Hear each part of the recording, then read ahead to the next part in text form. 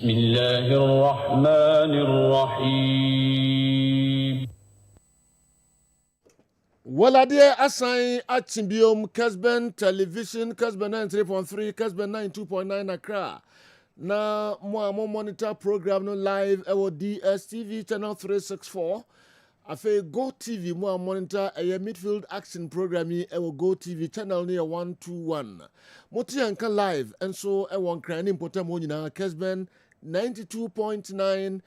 Sanso and a Kessben TV Plus unsa ekan ho live midfield action assigned yen ababe transe ene anope kojo prako ene ne team no e won kran omode bibia mame se mesum to aso a kopim se no mienu ebebo sanso and Kumasi team no wofa kofiapia na ono so ni team e de amame se yen to aso a no mienu kan na DJKA ene ne dom enso abesum atwaso de amamo ya cheche mu nyina pay ya momachi emmakwaba eba ena no pay so program yi eso 0551599933 0551599933 ho na mefa messages no WhatsApp messages no say video na pesa o de ba oma noise bia ni echi na de wo ka bia no yetini yie pa dia and 0244263902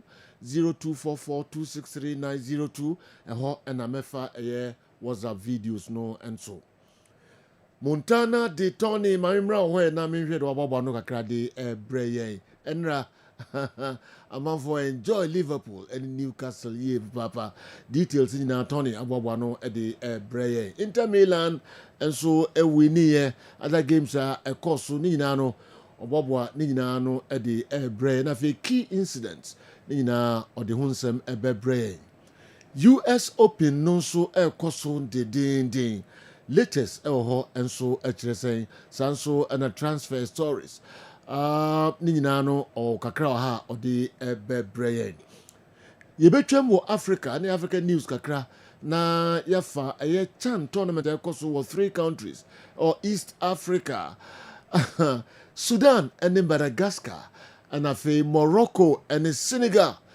semi-finals matches mienua ni nyina no and so baso na nsempi ayabwa no de ebremo enso efri fie moni entra komse no mienu ebebo Tony Montana Godfather bibia kama de o nyame adom na nso yakopa adu bibia kama pa all right enti ese mijai na me de akari nyina emao na usom na yehwe de ode breye ayi bi na kami yefri mi botom we wo ho Misro sa ninjai okay sofu ni tinye okay sofu tinye ya tro ho ki hong the migrant sofu tinye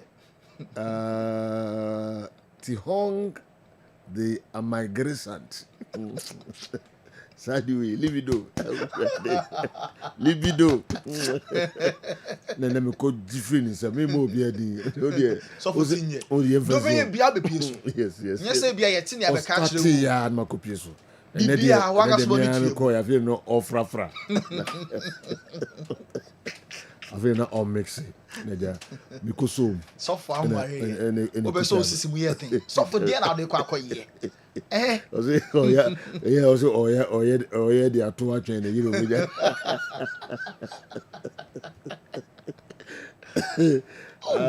Cake we feel it too much. So we feel it cake too much. I do we see some museum grade work to Kihong the migrants we will be baby at so kofani hiyo that's why you know okay sisi we dey no open we him free in some of the bottom okay o the entrance na here the o dey so futinye hey kiki do be bia akoto no until be ton bi so say no say the free first in Malaysia or say one the you're great but that's CP wey eso ane agina na ematiefo ene ahwefo akwaba na atufa na ye hwe nsama ACC onkofo ekroso ye konkofo kroso ye be hyase e de every the world of tennis ene ba no kakra betima ka say oye kokko na ono mpo na ye ni say game a ekọ so last Sunday Vinicius Junior enya na de na Kylian Mbappe so supporters na de color enso edinatem eba na wie ye no na wa share 2 goals ama Vini Junior enso de bako aso so Lucas Vazquez or say de ntia wa Johnny Leverkusen and say na on person betuna Spain na so many clubs e La Liga ne mu epeno nenso no person obebo e the same league na wa face the former club Real Madrid enti out of respect enunti e na referee Spain wakwa Germany wa sign e ama Leverkusen na se Vinicius Junior ne attitude ama Florentino Perez wa Japan se omono na kasa se obobo na BBC onya nto wase mema ne react nanso ode ne kala di na tema hey na wa start na o react ama Carlo Ancelotti and the best ansana oko na Madrid president so Florentino Perez o say as a boy no o kana asem na akakọ ebibi o nto bejai e ma de boy ni pebia no no enso etimi aye yanko Barca Juan Garcia Barca ni goalkeeper oba La Liga no 2 games ebia the Barca for ewini na manager edema Spain national team Luis de la Fuente or call up no or the ebeka ho players ebe represent Spain double header 2 games born in the month of September. Now Luis de la Fuente se Barca goalkeeper no nyese bia wa join Barca nti ana obe fair no last year wa La Liga no ohun se na oye exceptional with Espanyol a club no enunti ana autumn suffering from last year ebesi this year wa very very consistent nyese wa join Barca nti no the coach no ono enso elfre no Barcelona La Liga no 2 games on my body no ede away jerseys and abo Nemon this weekend game number 3 ene Rayo bonede Barca ebenya akonya for the first time season way na traditional home jersey blue and red no Barca for enso etimi ahye way first time jersey no ehye home jersey season way Spanish La Liga yenko ena game so Liverpool team Barca no enye do same of going to the World Cup kebetimi aboa ono Kobe Menu Real Betis submitted final offer for Anthony Man United we're gonna last be ball loan no Man United player no Anthony Real Betis for Assad another loan offer but say we there last one Man United for no antiasia enso ebehwe baby Arsenal enya agree so the hand copy enso eba from FC Porto na defender no wenya kan yes obeboa na wasi akan edi ama Arsenal enso a club no which say Jacob Kiwi ebenya free Arsenal na ono so de ni actually baby fufuro Crystal Palace ameki offer for Man City defender Emmanuel Akanji say Akanji emra offer no 15 million pounds wey any sika Crystal Palace offer ameki for Man City a defender no Oliver Glasner chairman Emma Crystal Palace or say Mark Gahi captain and defender no person be jana manako because Thursday Europa League no bought second leg first leg share one also team qualify akoko bed ye pa no wa chire ho jana manako enye ye de biarada Mohamed Abutrika say eberechi eze Arsenal for nya de papa eberechi eze be solve a lot of problems Arsenal team ni mu ama Arsenal fans kofo ni be kofo ekombedo se ebehwe Arsenal esia kan we ensem Mohamed Abutrika or the atuja for the arrival of Eberechi Eze Portsmouth close signing in say the Azul Dizazi 27-year-old defender now ko ball last year alone Emma Villa no Bournemouth enso penilon so magina chire ho na onto ban je ban si ban emfa Emma club no Atletico Madrid say Conor Gallagher no enya man opportunity season when on start games of bench eneba na so still odaso integra ne ho hia pa enti mo amoka say Crystal Palace and the loan bid eba boy ne be Atletico for confirm say debi kwan bia so Conor Gallagher o stay at the ama Atletico Madrid enso a club no Chelsea omanya wie Morgan Rogers say boy no debi interest now omo ewo no mu no omo enya withdraw omo mpe boy ni biem because emre no kwa na aircode na omo enye sure say omo be hia boy no services biem enti Morgan Rogers window no en close no on Johnny Chelsea omo enso air club no Godfrey Odaroma call for cross nsem wey eso an yegina na yedi asi. Okay, Tony Montana yenyina so na yemfa NC na chi yebesan edi enkomo ebiom ko wura dem ho na koye dwuma ko pemso no mienu bebo ansa na wapeja umu miko eye Dr. Patrick asoye na yakofa nkrato kakra aba eba beto aso dem mama ema nyankopon yeah so man na otwi akwa private aso Patrick Natural Health yes aye wo Ashtown in room kageti ya hono a okay bibia MTN for office kase no won na wate so me kwan na jabunkum e kwan keto bi na pa ikosoro no mo ton agrochemicals okay e hwa na yewo patro tre numbers yi to ho yiwia na wa frɛ ne adi nkomo bibia fa wapom de ho wo frɛ ne bi di nkomo e 0243 0243 42 34 71 0243 42 34 71 and 020 81 62 351 020 81 62 351 Sejo adroni ni okay PM capsules wow hwe bemma bia ntini ye de bia no me ma adro we so a na mani age yeah kire se be nana osikojo me da ho nu sa de nche no mayim baako 85 years wow yeah utumi baako oh osikojo because say no oh tete no o mo frafo mu ba na dua tua na no no wi no o mini mu nsu okay wonu be hia kama nene se bi wo ene mrante abani ade se wo peso no bi kura kusi a sejo ba pressure na woni pressure kura na woni diabetes ndi ne na se ne asa wo de enkate kwan sa koye yi amoku ya nkwan no na de amoku akoye enkate kwan no na koni diem sure enti bibia ne hawuni ya mesew for number C 0243 42 34 71 0243 42 34 71 Ebacho we no uko hack pharmacy bia eba shop bia obenya bi ye ho no eye clinic bibi how fa se bi wa wo ho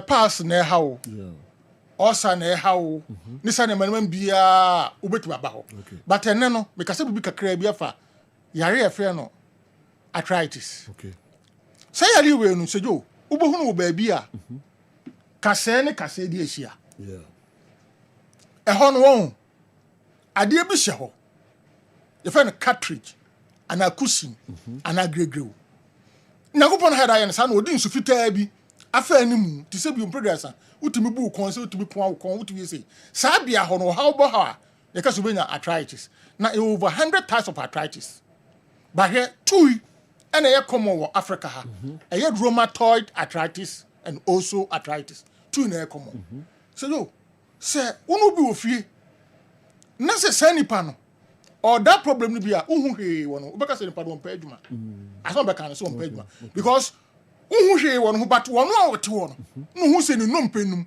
emu wie no emu ye ni ya etimi ka wono hwe ya transi kimi so obi won timi transi kimi o transi bia wa yesi wa chia no to oni papi ne ko to dwei keke aseka se na ebuyi me fa wiase nyina tia se a draw yeah Patrick Natural Health ya wo Ashtown imrum kajetia ho no a one way na afaso ko bedwa muton agrochemicals ho na hospital no me pa tie wonya accident emfie num ne emfie duni afa na kase na ka no hawo okay bra Patrick Natural Health na yemo wako hospital doctor si wachiri kase no cartridge no cushion no gregrew no awe so do me me pray I say we show you soon abeba because you say a ball Great. if you say mercy as a mojan they there you know omunya fractures omu no penemu Bre papa. e didn't know within a short time Noko. now say Gina Park so ball because it is kakase na carry atono meboa e was so ball no e ma ye tie ka Ninya fa so anamboa afa na yebedi tani be ma oba kokwasa se de bedu na league na atwam anameboa e wo si ebu odu papa na wonnom na kase no apai no kase no adwa no kase no mu ye oya no emu dwo na be Gina Park so bobo me yete ka me nkyere wachiri isi so no obi wo so obobo na mu gwa na okohwe ase ise fa koma mata obati haban no ode bata hunam we so obati kyere 2-3 months time dompe no ebu yen kase na pa yen na ato na nipa ko se Gina Park so ye de bobo ba na nipa ho wonwi ti ko ti na de ba no wa mposa ni na mbu ya no ode ko anamboa to bopo sa no de beta so ma na ko ba se ma wiase na tia se edro enti bi de manusi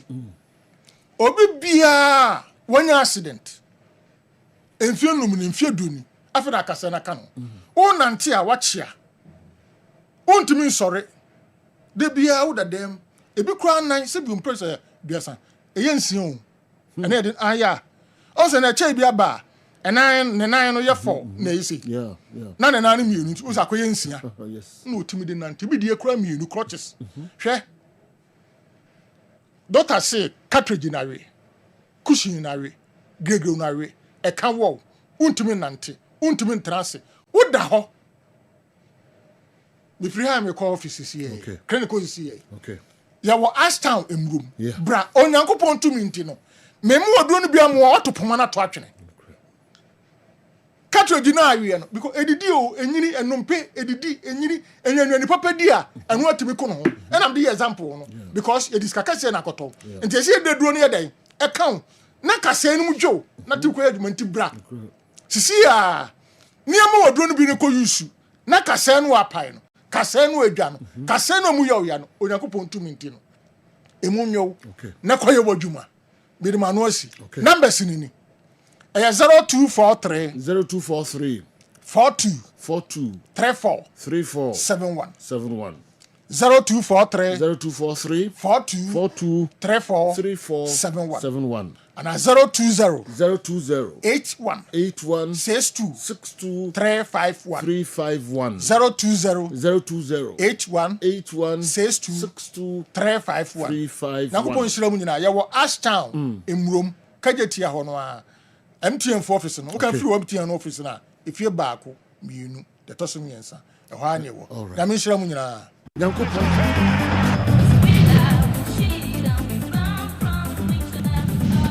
Yo, Dr. Patrick and yate ninkano chief na hwe from Pancho me pamcho ne numbers no momfrɛ na moneno eni enkomo na fe munko na so ho de how bia no fa wonsem kugya no doctor be ye firi ho de amount afei na me ne Alex enso ebedi nkomo otwea herbal powder osisi jani chiwa wa na obeba Alex Seju anopai mame na wasi ebiu o dane de nyina akwanya sonko a ode mame wa fidikasi yiso na menchia atiefo ene ahwefo a yagibre na yehwe Kessben television na yitie Kessben FM so ene wana ehwe Facebook ni nyina na anopai memfo munko Divine Hope Herbal Center na yebu Divine Hope Herbal Center sia na enipa ebosi etiem eyedide na omoje eyoyoyo ne babamba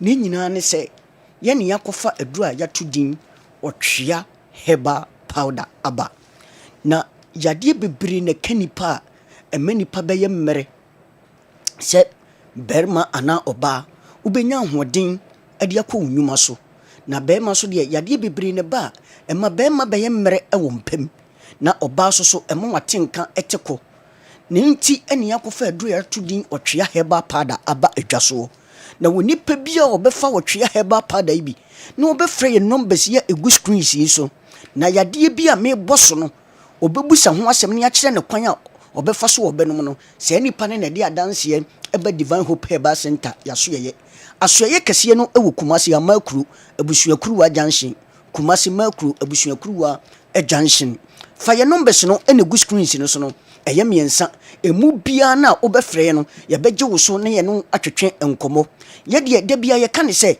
yade bia wodi wotwe heba pada no esa no ewo kwan ye faso ye kyerewa obenum wotwe no na wo so wade wo ho afiri saa yade na ene wudi asiye anase ene wo kono ho orofo enipa bia wo sisi eye wo ya se sisie no mo homa nyina atete sisi yade atena wo so ama wo je wo ho a enye orofo sisi yade ama wo nam a obunsi wachim sebe wo na me kanfo wotwe heba pada amawo se fo wotwe heba pada anopa na ye wo mo takakra na tibigum na afi no mame enwumere no shato waso ye the same thing mame sisi yade a abetena wo so ache ama wo sisi no sebe achim no orofo sisi yade no ebejaw no wagina brane se oba ana bema sisi yade atena wo so ache pa na se wusan wotwe heba pada ho de a orofo minim aduru a wo kwa akonom na wanya yaresa afiri wo sisi yade no ho na da bia yasema ya metena se ya meka ne se wo ye bema ne sisi yade betena wo so cha wonnama ubun se emano mapede omun sam yenu wiem se e de kirew ni nyina ne se enye samba bi no mo de mawo na emum eye o fe no mu diw ni nyina ne se wo ye 2 minutes man ukosini ani mu a wacha ye 2 minutes na wajem hwehwe wotwe heba pa da kiri kwan makoko anase sisi yade a atena wo so no emfiri wo so na gina brane abra wakosini ani mu se koko so tete wo do foti ma wo sisi ya wo ya koko be obi so wo gane na ibu se sebe na no kokobo na etwe aba ubunso obi eja ne nan sebe na emoja kakra ewom ni nyina eye koko yade koko betena wo so na wo ye bema me se enche ema no so wonam omupeje omunsa saa ekiro 2 minutes man bema de ukosini ani ma me se da bia no asema me kan se wugina ho ma wiase mema nyina nti wuhia oba ewo mpamu a eye di asema ye na mahu ya wo matwa ye kurusie se bema oba kogorogoro oba ho ewo mpam obegyina oba wo mpam na obenam ye bepeja wo nsam yenu a kire wo de hwehwe wotwe heba pada akiri kwan na wunya wotwe heba pada ibia wo se medie ne ye koko yade medie ne stage se ena aduru sebe me jamena ya na me kokobo na etwe aba medie na akumi ni padua ma akumi widiem me ye oba agimani maboso ekwan be na mefa so a menum wotwe heba pada no aduru enya nwono ensam pege enka ye be kire okwan a wo befa so a wo benum wotwe heba pada no die hia ne se be ko ni padua nim se wo de no wonim nsa na anu mo se tibi na wo yo se koko bi na pese wo di o ekwan biara wotwe heba pada no ebekọ widie nim no eno ene hia nti wo frɛ ya ye be kire okwan a wo se wo fa so a wonom wotwe no na wo se medie no koko no empempenso se na aduro medie ne de sebe mani so ye mwisisi ama mi hu ade ye ye be kire okwan a obenum wotwe heba pada no na wo so wade ho afiri koko yade a etete wo no obi to asintini sebe be sini nantu etwe no eye ne ya mesi edinwe ye me de sciatica edin eda so no wodofo yi se sciatica yade ene ha wode a eye ntini bia esa sebe wo to ase wo be si wo nantu no ene mogya no enya kwan ene afurisane wo mu ye mogya na akloto wo entini nim no wodofo wodura wo hia ye wotwe heba pada obi de wo de nuro so wo collab wo clinics ahodro enso still eye ne to asintini se ye ne ye ani wonnante kakra bia yesu wo pe ba bi gina wotena se no wo sore obunsu wo tu ahwe obesi media me nan aye titiriti me nsa aye titiriti wodofo yi wodura wo hia ye wotwe heba pada wo fra wo se media no eye sciatica me nsa ka wotwe heba pada ni bi ekwan be na mefa so a me de benum na sa eye sciatica yade a etitimi me so made me ho afiri ho ye be kire okwan a wo be fa so a wo benum no na wade ho afiri sciatica yade no me se mo hwe Facebook no ye ne aye hwe screen na television no ye numbers ne ye miensa enu ne guase no fa ne frɛ yen yade bia ye boso wa ha no wo frɛ ya wo se media no eye yade wei ekwan be na mefa so a mennom no wodofo yi se wodie no eye BP na doctor aka kire so BP no ekosoro a wodura wo hia eye wotwea heba pada wodofo se wo se kan wotwea heba pada yi bia frɛ yen ye nkire wo kwan a wo befa so a wo de betreat eye BP yade a etete no de bia ka se BP bu obi so a wodofo probability se obenya wanya stroke no very high anase BP bo obi so a bema wonu owu oba emo nkaye no sesia na efa wo frate asefo asase so wodura wo hia wotwea heba pada se wonam na wotidwa wo kakaka adwuma nipa ya yenchebere no orofo e wo ye ya sesia no achebere obi nante kwa ha ne ha yeso opa baabi epatwene ne nyina nse ne ho mete pressure yade no etete no orofo obi die no ubonse adane ni mogatu a etu ne hwenim eto de bia mogya timi tu ne hwenim saa o bleed no da kru emogya entu biewu na de beba ne se betwa wato ho eno na obekọ hospital obekọ scan no doctor se medofo yi wanya internal bleeding nti lead you e de ko stroke orofo me se de bia metena ha me ka kire wo entwe ma stroke ne emma bo ho ban firi ho hwehwe wotwe heba pada ama BP yade abetena wo so no te ho firi saa yade a etesa ho bema wura dwaye no obobra wo woro no ho a bema dwuro no ho gyina hwehwe mu a na ato ne nisum ne nyina ne se de bia asema me kan se bema de ane ubotom ene sebe de sen wonantem no sebe wa ubotom nye de sen wonantem so a afon atwe kom aya ketekete aya lengelenge aya sekreon aya straw bema wodi na mesese nya sunsum ade bia de a momom asofo ne mmere wodura wo hia ye wotwea heba pada wonse ka wotwea heba pada yi bia wodofo wo se media na bema no na atwea kom afon aya ketwa ekwan be na mefa so amenom wotwea no wo fa ye numbers ne gu screen no so wo frɛ ye be kyerɛ wo kwan a wo benum wotwea heba pada no ma bema na atwea kom no awura bayirima na wei adwuma ebone se ewuro ne na ma extra energy se na wokosini nima wapem ajo samba bemei woso etore bia okwa Johnson wochimansa na Johnson aba obi Johnson no ubunso watinka sa Johnson no ebia kemna na yase eye ne ja worofo ukoda wacha yesimedua yeso osore be Johnson anajo betima Johnson baburu bempredu ansa na ade ache worofo wodura wohia eye wotwea heba pada wei eye nsunsu so a ebo wonka yese wo Johnson twa no ha obi eba ho worofo yi se prostrate mu ha na wunya de a wodura wo hia eye wotwea heba pada wo se media na eye prostrate ekwan be na mefa so a na num wotwea heba pada no se wodie na kodrum pempen so a ya to roba kura hwehwe wotwea heba pada akiri kwan wodofo na wo frɛ ya ye be kyerɛ wo kwan a wo befa so obenum wotwea no ma wurade tumi ni na ho odinti wo so roba na ya to no wodie ne beyi ato ho wodofo bi na nya stroke da fom hwehwe wotwea heba pada box no ma no wodofo yi wono numa ye kyerɛ no kwan wo befa so obenum no wodi san hyehye no so a wurade tumi ni na ho odinti obesore anante amaun wodofo se wodie no eye diabetes ye se wo sugar level no ekosoro wodofo wonum su asese ne nskomo de wo ya ka kyerɛ wo se bema empane ne ye de ma wo no insulin na wo be wo no wona wo be wo no anase nduru na wo nom no ebeduru baby na ajo mema yo ato ho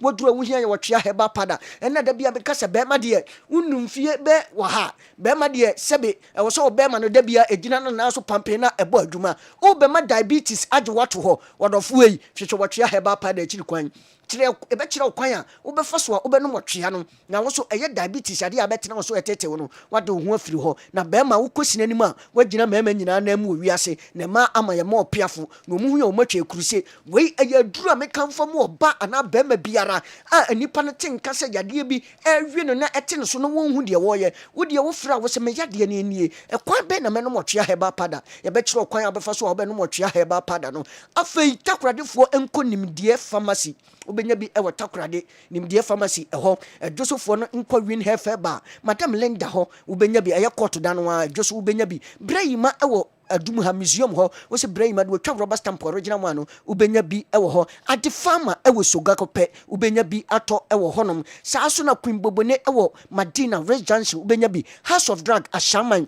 ubenya bi ato ho wo kashi drug lane baby eto duro biara uwura ho ubenya bi Ghana ha baby bi eto nuro bia uwura ho ye heba shop over the counter and as a pharmacy shop biara uwura ho ubenya bi ya mrantie ne de nam kroso a ye jingle daso a omubon ne nyina ubenya bi Alive supermarket ewo bechem ubenya bi enkranfo no moko cycle ho a cycle babia Kessben FM ho no behind Vodafone office ho no ewo so ubenya bebre ato ewo ho Simon Phones ewo adeshiman ho ke wo ho opposite ke wo Methodist school no ubenya bebre ato ya sue ye kase no okuma se makro abusua kuru wa junction ubenya bi ato Gapsen pharmacy ewo Kofodua Jeff Heba ewo Menkasim mumuni away enterprise ewo wa ehwo nyina obenya bi ato saa so na Dr. Clement ewo Brekum obenya bi ato saa so na Brekum ho asoso no obenya bi ato former champion ho afi ema na momensis emma no muntie ne ye wadura wo hia wotwe Heba pada se family planning na akoye se wo ye awo na chi momensis no entimi ma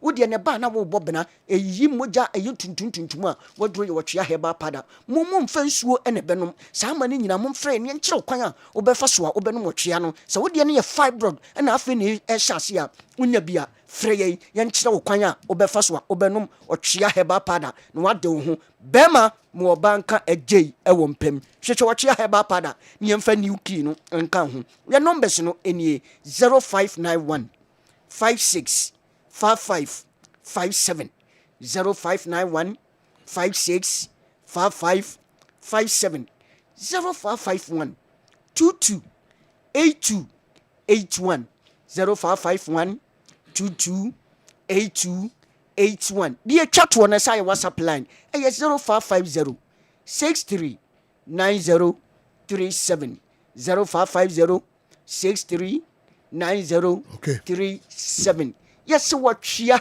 Heba pada ɛgya ne hyew a waa ɛna wobɛba sɛdwo Alex yɛbɛda ase na yɛakyea tonsufoɔ nso nyinaa ate sɛdwo na ɔtwea Heba no mpatwɛ wonyanya bi a ka ho na kɔpɛ bi na nsɛm a branteɛ de to dwa no nokora turo do ɛho hia yie papa baabi a wobɛnya bi ato biara na afei numbers no nso frɛ na ɔmomfa bebree nso nka wo ho already yɛsan ba na afei yɛbɛhwɛ foreign stories no ɛmu kakra w'ani gu ɛyɛ Kessben television ɛso a wohwɛ ɛwɔ ɛyɛ DSTV 364 Go TV 121 saa nso ɛna Kessben 93.3 Kessben 92.9 Accra wosan hwɛ live ɛwɔ social media handles ahodoɔ no nyinaa YouTube Facebook ɛne de ka ho nyinaa no wohwɛ program yi live okay ɛnkyɛ mɛba mo messages kakra mo de aba no ɛso na de nkan ba ha koraa no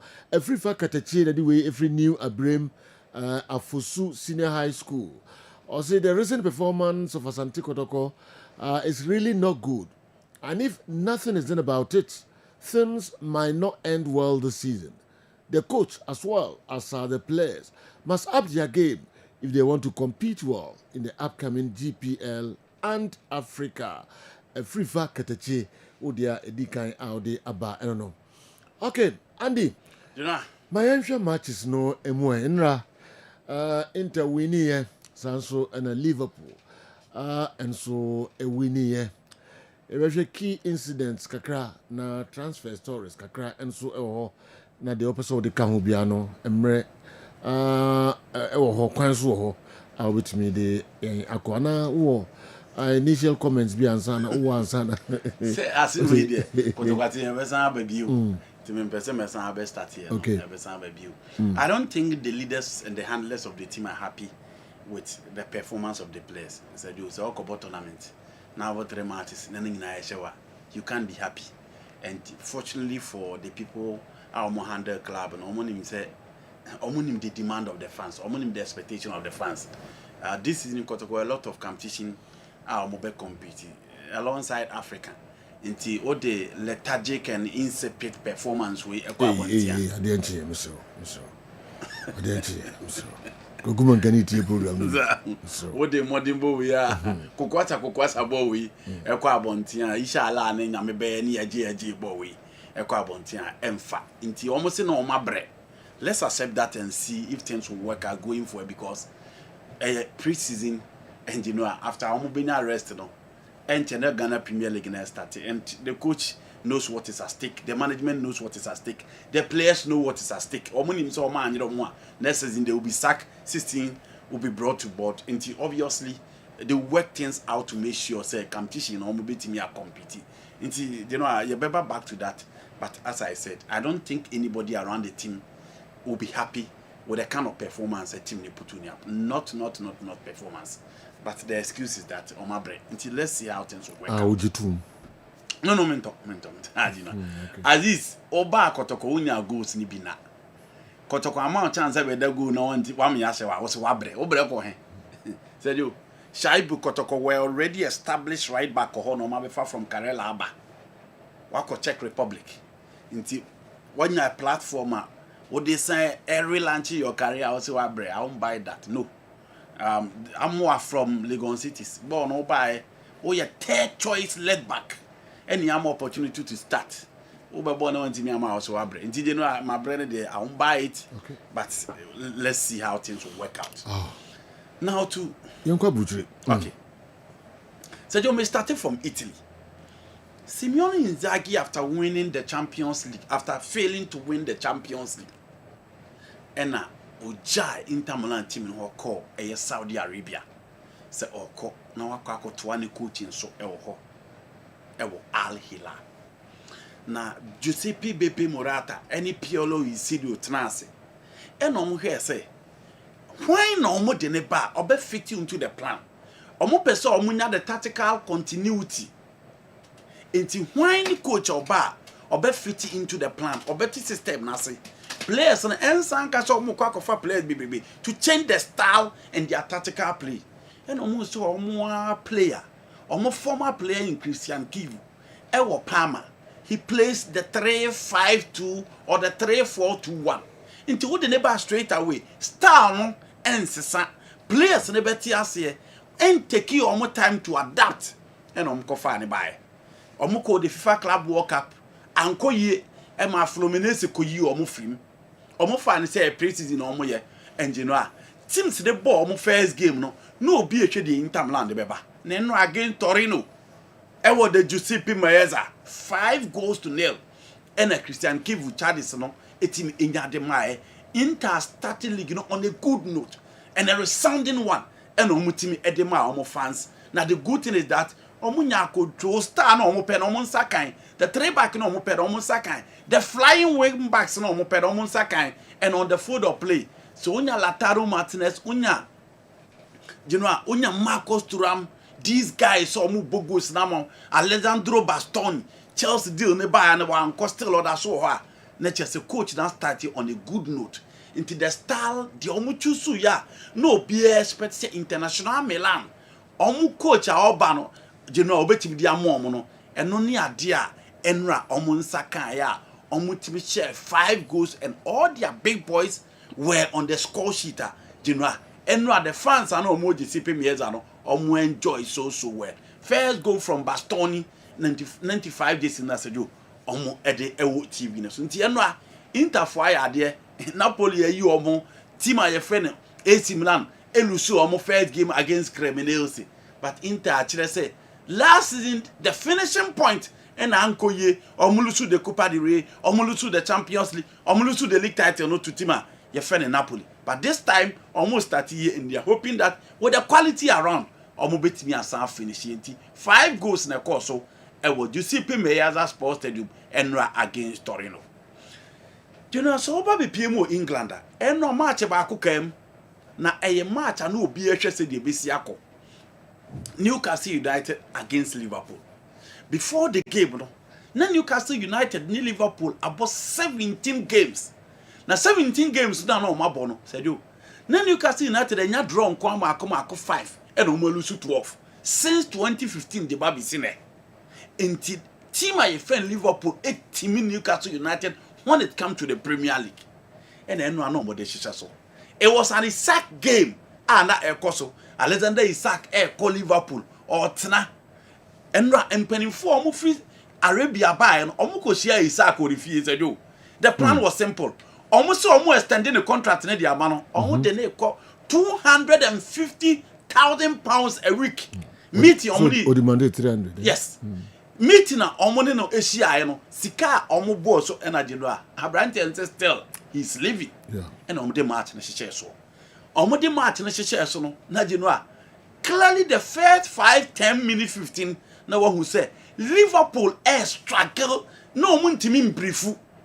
All because of the intensity, the athleticism, the energy, the control, the passing ranger. Not the Newcastle United midfield, no Edema, Sandro Tonelli, Bruno Guimaraes, Julian, and again Anthony Langa, a pace, Harvey Barnes, Dominic Szoboszlai, and Szoboszlai free midfield deal no. Echo share and so a Liverpool kakra. because na Gravenberch mu entimi these three guys anu mu dina mfimfin edema Newcastle United. It is a Joe. Who say Newcastle United create chances but why na the ball no beto atenem no munya obia Anthony Gordon mo bra ilanga mu drane a ball ni bedru ani mu asejo obia ntimi emfa ball no into atenem and they were playing like a headless chicken eni mu hono ne ho nyese ena ball bedi Gravenberch why said you look at the placement Gravenberch the ball no eto atenem edima Liverpool eno no mo that breathing space ema Liverpool for still I said you omo a game no to course ema hu say afede na omo nya confidence de ba and gradually omo ba game nim until Anthony Gordon you know ball Anthony Gordon ko twanya red card na opia ni ma de kra ope because one say ball no wan kwan ko tackle ahunsi again any vital area omo de ba be she Newcastle United ti also stop it Van Dijk and as you oku ball no wachi it was a reckless tackling uhwe ba bi ofri ne conference ko tia Van Dijk and nine na chia na ho saka no ma Van Dijk na ntukura twitwi ye na che referee Simon Hopper hwe via ba no and was tackle na branch the tackle ye no enkoyi and as you or the red card on a man after the red card still now who's a Newcastle United will game him until the second half Ekitike ebe share second goal na engineer look at that placement share the technique share baby e ogina the ball no etumu na slot kran free dressing room ma it oba no mka che second goal aba na obisa ate ho ane che e na mka say Hugo Ekitike anything e share goal no 2-0 for team my friend Liverpool Basejo after the 2 goals how that you who team my friend Newcastle United afi ma Liverpool City in their own half na pressure upon pressure no mo dey man no Liverpool for intimi contain that pressure and it was a typical EPL game and no team witness here no and Bruno G the captain of the side ekonya 1 goal at about 2-1 then Joletin Epra Sandro Tonelli Epra and no introduce Jacob Murphy into the game again Liverpool had no antidote to that and still a game into William Osula ebaye and I said do Obenya that second goal Konate ntimi an stop na Obenya that second goal no edema team a friend in Newcastle United e ma game no ye 2-2 game no ye hu de age no almost 10+1 atoso obi antiate because you knew what actually transpired and resulted into that time but even that the first 5 minutes was for Newcastle United game no nyina agina almost so before that na Federico Chiesa ne Real Ngomoha ababe katim no ho Basejo in the last minute the winning mentality no and in the last minute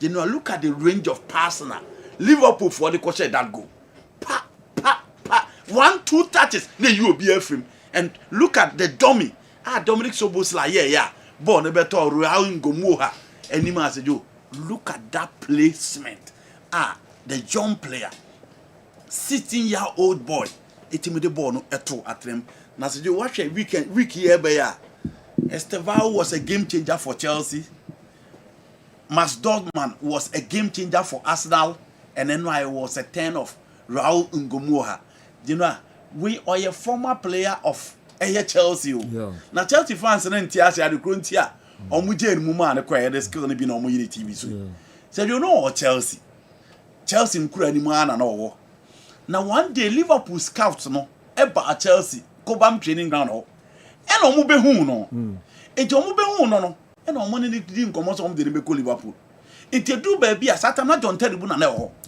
enti du ba bia omu pese omu man tena na omu extending the bia no e na Brighton say da bi so her Chelsea team na the demand the resource opportunity for young players they saw but already the likes of Conor Bradley Moore omunya chance e wo Liverpool Curtis Jones Harvey Elliott until he prefers to move to team my friend Liverpool and I said you a man free Chelsea e kokko join omu oye Nigeria kakra France kakra but you know England uhwe ni din kura who said that Nigeria connection is there the touches ni bi na ye show yes the touches ni bi and we show matches be brave mu na ye man ko fo eti eno na man free Chelsea enti said you one obeka bia Chelsea impending for banning Liverpool scout from their training ground we abrante we tia ono na ma Chelsea penny for banning Liverpool scout. A banning scout United Moma Kubam training ground or for Monkrano. It was because of this particular player. And none man a result way into Liverpool. I said, yo, this weekend was a weekend for the youngsters and guys, no, Jew Omudin. Enra Onuna said, yo, for baby, obey the savior for team I friend in Liverpool. And I said, yo, Enra saw game. We are once again the Premier League day in day out. Why it is the best league in the world. It was a game for the neutrals. One team knew an free game. So the intensity, the athleticism, the energy, the skill, the tackles, the crunchy, 50-50 balls, officiating everything. Who say, oh, she game a game of high intensity. And said, yo, many England coaches in it. But going forward, Eddie Howe is one coach that the English national team can look out for. Because why you consistent with Newcastle United. Say, oh, best about Champions League for the second time. Or make sure that they be obeying qualification and general clearly why you so special and ocean game or the air Newcastle United. And no more lose the first game almost dry. But the reality is that he's been so special for team your friend Newcastle United. And you know, in as much as what to play baby, you know, Livramento, Karen Trippier, Quintessa Face, no, oh, can Fabian Share, Danny Ben, midfield, and the only national team midfield. And you know, on any day they can match any midfield in the game. In the midfield, they may say time, baby. But Anthony Langa, Anthony Gordon, and who will be at the say a Harvey Bansa, who's a coach, your friend Eddie Howe, or Chuma. The name one was saying Newcastle United are consistent in the Premier League and the Champions League in recent times. Give it to him at least. English coaches in Nadia, but you know, he is proving to be one of the best coaches in England.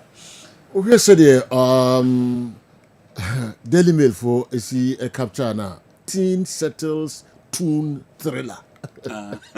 Teen settles tune thriller. Yes. Wow.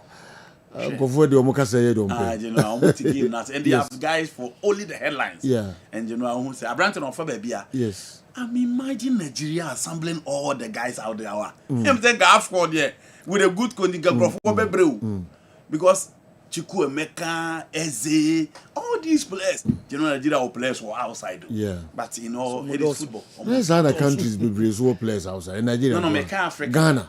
Say you outside pa. I'm coming now no be feature and case your team pa. And then Nigeria alone. But say you But Nigeria. must just say free Spain. Nigeria. Or wherever. Nigeria do no. Any more monya than numbers. Okay. Omo But do still, in yeah, terms get one eye no crowd.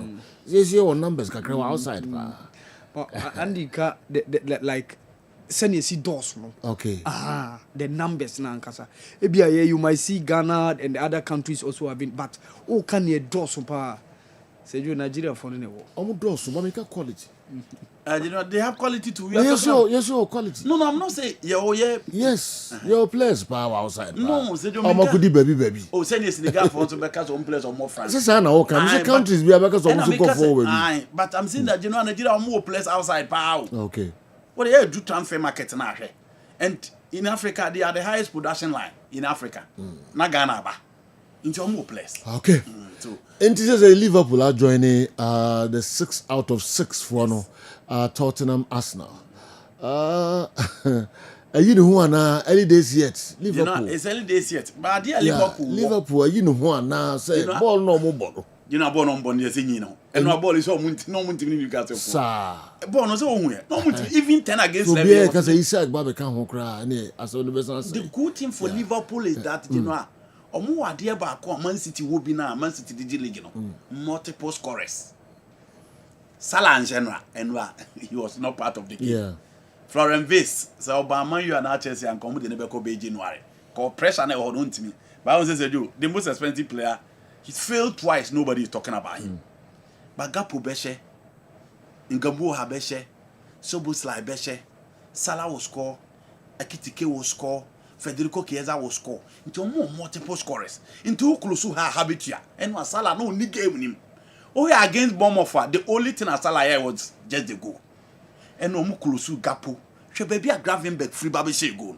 But now boy, in the major highlight was the goal that he scored. Because when Timmy and Battle will be in midfield. She had the second goal Kitike scored. And when the Liverpool what plus.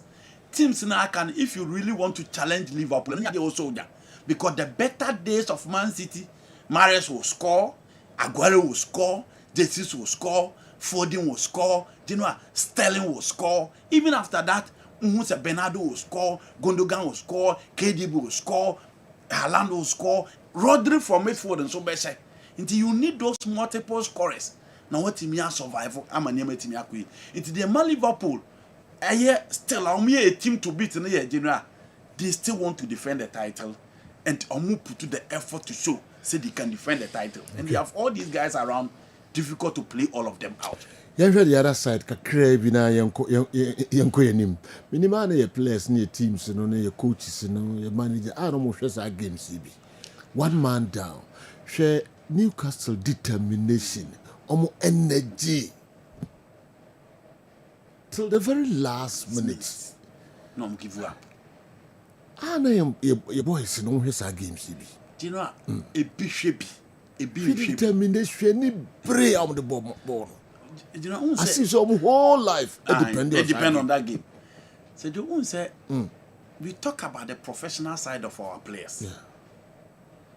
When I go to the foot on training, born how born the referee cry say age limit. The referee say and no ne ade aduane si the table so manage it. The referee say platform no one so you know you can get better. Obenya national team call up. Say now you 2,000 and he can move out and take $5,000. Omo relax. Omo relax, general. Relaxed. Say Onya beshe kesi no. Officer wie. You know omo relax. No craning nyam ye. So show omo you ask yourself say what has been their style? Eye ntwen, eye mirika, eye passing, eye goal scoring. Individually, the among Ghanaians is special among other African continents. You players ni wobiana. Ni nyina say you know.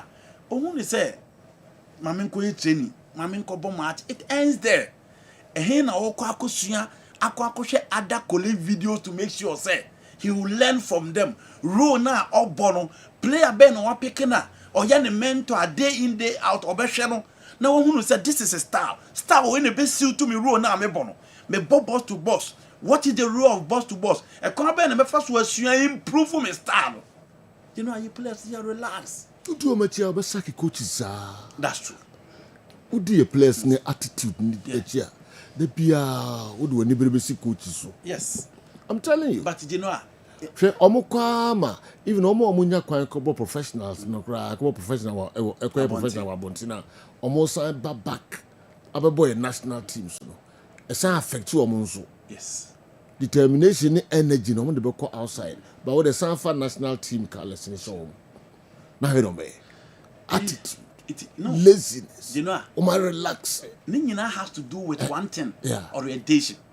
Okay So you me come secondary school more but me tell more was efa me can't tiamas wura ho se wura wasa obehu so omo de former students sebi omo abobra ko animu aye titire obi a picture ball ko kwesi apia picture ball okay oko wasa se wo ye student na ro wasa de na catch okay de catch on say se wo gire ho you can get to that level. Sure.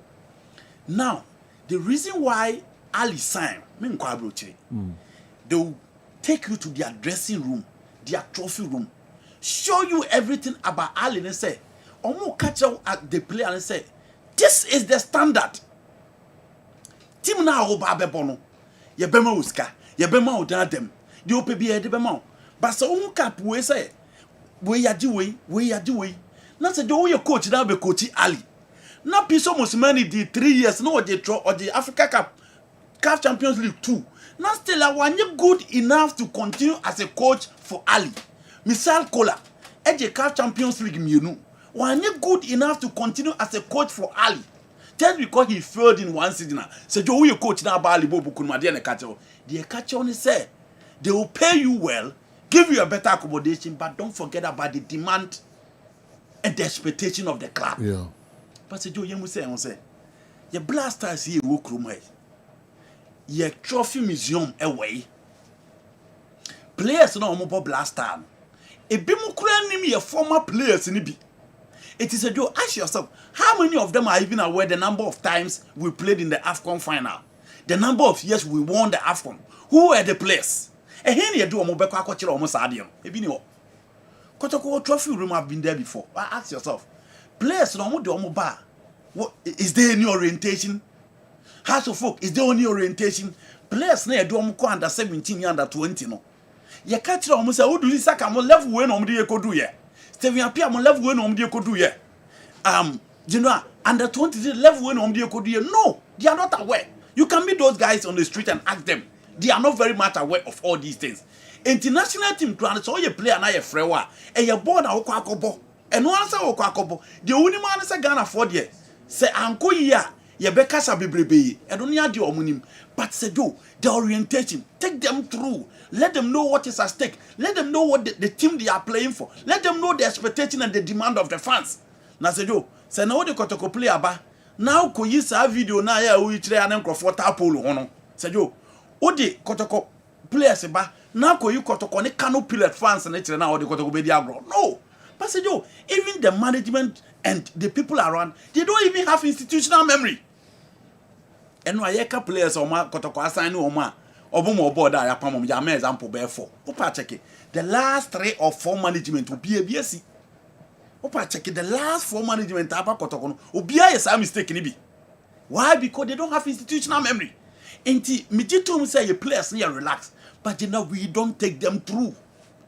Yemfa all players them round board, people who are ready to offer ASR suggestion and help to players. Let's show them videos. Let's show them pictures. Take them to the trophy room. Yemfo beast said there. Ye babe bo a liga. Yeso rules and regulation for fraba. Inti say na F in the aba. Inti ye kofa referee di na ba training ground. Now a baby training players na chom say oh you way. Na di no mahu ni nyina. Yes sign na say ni this. Eno ano no. Eno ano so akobobo. And you know enye saa na yeko school ni sabe ye da bi ye do orientation ye ma hu school na wo ba no eniema ewom enipa awie ebra o mabo nti na mi yusu wo ase de no nti se do se anya saa na da bia ye se ye de ye saa na wa akobobo ye saa na wa akobobo la no why kakraka Carlo Ancelotti complaining of injuries nti na last season anko ye Real Madrid for say da bi omo team nim se wo ye coach na ba injuries wo ho injuries ni ho 3 points win. They don't expect you to say all these things outside. That is the sort of team on my build. It is a do you players no. Because the players are almost signing you. Yeah, why? Kumasi mo no go you omotre. And no mo wie. Understand this. No mo show mo just mo wie. Omo ko South Africa. The course nyina onim. But you know take them to 500 Ghana, 1,000 Ghana to 6,000, 7,000. No one. Na why kakraka. Why no one? It is a He's arrived. It is a do and until na my guys no from under 17 local football and to blasters no born omo ba omo show that level because elsewhere they know they are fighting for the jersey, they are playing for the jersey, they are playing for the badge. Yeah. But you have no situation any same thing. They do and no na ye nya sa ni be free game anymore. Yesterday I watched one of the best games in the EPL. Look at the intensity, players giving their all. In fact, I had goosebumps watching the game yesterday night. I pray we one day see same quality in Umuafia. I was surprised at the ratings given to Newcastle players by flash score. Look at the determination of the players, and I think the highest was 6.8 or so. Please let your pundits talk about Carlo Ancelotti's call-up. No Real Madrid player was invited. Okay. Why message and so any Mohammed Air Force Base Tamale Yentwaso. Carlos said already Brazil are qualified for the World Cup. Almost 2 games between Bolivia and Chile. Or per se players who are moda. Or per se take this opportunity no show. A player will be to say Lucas Paqueta. Also in Shianeda. The ball no TV soon he want to invite him. Because he was part of the previous team now ball at the World Cup now a ball. There are a lot of players within the Carlo Ancelotti squad that were afraid because of per se onya that closeness games in the next 2 games after Brazil has already qualified. It is the reason why there's no room for Militao, Vini, and then Rodrigo and Untia. Okay. Now, you know, on the issue of ratings there, sometimes you leave up to those people now will be rating. But say you, Henry man of the match was Bruno Guimaraes. he clearly dominated everything on the field of play. The next player will be Dominic Szoboszlai. Until I'll be surprised to say is Obama Bruno G. Also crown a performance with a goal. And I feel it's a rating. So Obinia 6.5 there of him. Now to other stories. You know, transfers and still I womb. Tottenham must pay near break. Say omope one player. From Eze Morgan Rogers by. Now omo de sika call Manchester City as initially it was 50 for Savio and omo de coy. Now in the last minute City for blockade deal no because they still feel some here Savio within the team. Actually Tottenham aside the 70 akọ omo de coy no. Baby a deal na kwa kodru ne say omo benya Savio ade se wodiri go west. Eba to Manchester City. Intika wodiri go eba dia. Then Savio nso aba. But say yo se wo hwe AS go wakrata na. Omo de aba betu dwa say and the omo front page ewo AS omo say wodiri go stays. 7 straight games under coach Efene Javi Alonso. Now wodiri go to bench. But the last game against Real Oviedo, what you go back the starting game was 63 minutes before Vini Jr. ebae. And the coach was pleased with his performance against Real Oviedo. Until what you go di kamba say, wakati na entora de so omumpeti mano say or say he's staying at Real Madrid. Now we fighting for the position within the team. Until enona Manchester City so omo ton. Eye Savio for a team and friend Tottenham Hotspur na yet because Rodrigo stay until stay there then it was Savio to stay in Tottenham Hotspur and also Omuluku elsewhere because Omo enya e very cheesy Omo Morgan Rogers so no Aston Villa so Omo nton fa mom until now Omo attention akọ duru eye Lucas Paqueta of West Ham United Papi Matasa 10 na obomo Omo no owo energy he was the man of the match against Team IFN Manchester City but Thomas Frank prefers a more stylish number 10 he feels say only player obetimi abo once again Tottenham must play team na 2 good games almost first 2 games in the Premier League but going forward so omo anya omo bench ni year players ni bi ko pra aseju omo bebre imagine missing out Kudus Mohammed and then other players omo bebre enti open more players to make sure say omo so betimi afele certain gaps up front na enyema timi akoye di ama say injuries and so eba. Okay. Nicola Jackson ena build ko wakrata na dia betu da from Germany. Se Bayern Munich for na agree personal terms. Jackson e ko Aston Villa or ko eye team aye friend no. Eye Newcastle United. Ni nyina ba se yo Bayern Munich for nkreba ne se omuni Jackson ento rad na kasa Ali Barat mo akasa ama omunu na agree personal terms a Jackson se bibia ko yi a se yo obetimi akwa kopiem e wo Bayern Munich. Christopher Nkuku epese o take pay cut na se jo o free Chelsea bobo korin because the enema keka kono enya de ese game no mba mu na bobi nti opese okọ but the sika sem no wosoro nti opese o take pay cut no ohwe other Leipzig or Bayern Munich or any of the Italian clubs no otimi make sure say obekọ akosi akan e de amomo RB Leipzig CEO so ono a contact Chelsea for Javi Simons but Chelsea amana ya aware say until say Nkuku any Jackson bekono ebeye din so omu betimi Javi Simons aba Raheem Sterling so say Chelsea ateso de aba 20 million pounds say Sigani ready a obetimi de aba befa eno no ye call to Fulham, Brentford, West Ham United and other London clubs are omu ye ready say omu bepe abrantia ye friend Raheem Sterling Newcastle United me di kan kan omasem say omu ko Wolves a omu pe Strand Larsen Wolf for number 9 no said you is a hono medru mo hwe so omo betim na ba be che Isaka da mama bibia timi akoye and Rasmus Holland it looks clear say ne bibia to yi a obetimi awie ni move to team IFN Napoli not to be akosi aka momo eba bibia nso etimi akoye. All right, Medina so no makofa ni Ward Scientific Herbal Clinic kra to kakra aba na ya baba to asisi ayen chakra. Safari Makwaba, Eba Niwad Scientific Hospital. A team of medical scientists. I have created a boom near the infidel was war. A juma, oh, ya swear has he. Ya swear had ye. Yes, I'll buy a sebi. Near time a good amount, said the coconon. Name boom, ya do to a fiducial. The Mephidium, the me at the potier, the Yadian Breo. Nessa me in ya.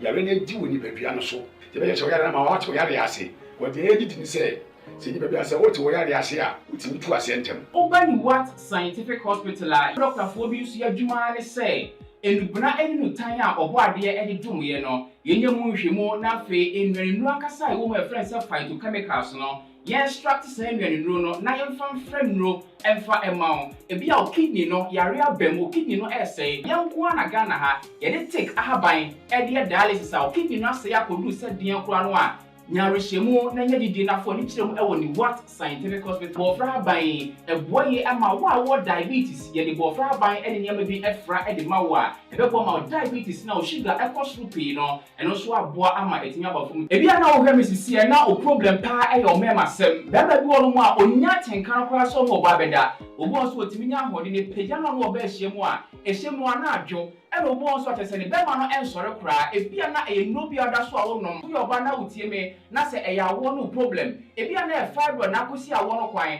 ana wa kwa ya sabia doctor si ensuo betata onkosie mo ovarian cyst ana se fallopian tube no e na block ye obebu okura wo sebu ensisi so ni nyina timi sinyi se ho kwan be ma bia na ho nsuo e na wo form nkwabon e wo form low sperm count na obu okura be ba be ne ho nsuo mo no na e mo no be friend say spermatozoa no ba kokura we nyina e ha esi awo ho kwan a obani what scientific hospital a enfidi ade ehwe wo be da di amye wo se problem bi wo ho no mo a ne yetimi ho aduro na afi aduane ye be kyerɛ ho die pressure nti amo akoma bo periperi asem kura si ofie ntimi mo amane obi so hwe me na ne die stroke akawa tompam ye kwa wo ye ba wo so ntimi o kasa na pampan boni die kyerɛ ye no halitosis yade ba ko a ya no wan obi opɛ wase obetimi akade akyerɛ wo a ade bedi unya o kasa bia na obi atwene hwene okoda na nyimre o da o dwon so antentem ye papa mo mpanifo no e free 40 50 60 years e kwa ni mo no o prostate na yekese prostate enlargement e ba sa o da o dwon so antentem o dwon so bebransa na ade akye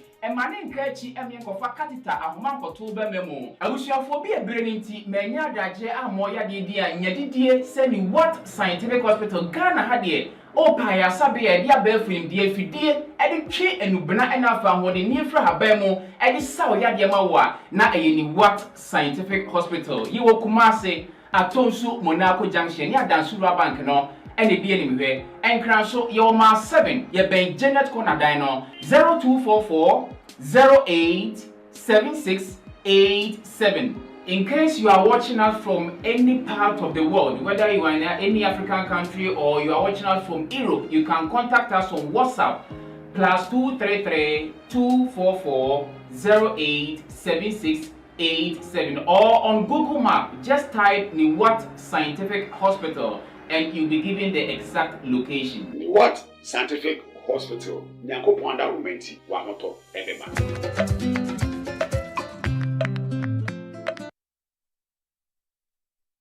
Okay, yes, I'm Munina Akwaba, the Aba Kessben television. Our Mohammed Bemame in the headlines, no kakra. And sana ya peja ye munafe mako ye kofia mwako enso eho. Na mi hu laven si message we enso eho hasi mamfa de ntwam ansana ya ba aba betwa so de amamo. Midfield action Kessben 93.3, Kessben 92.9 Accra. Osi, Joe, the last time the time has come, okay, for us all to call a spade a spade. The seriousness level of Asante Kotoko needs to be elevated.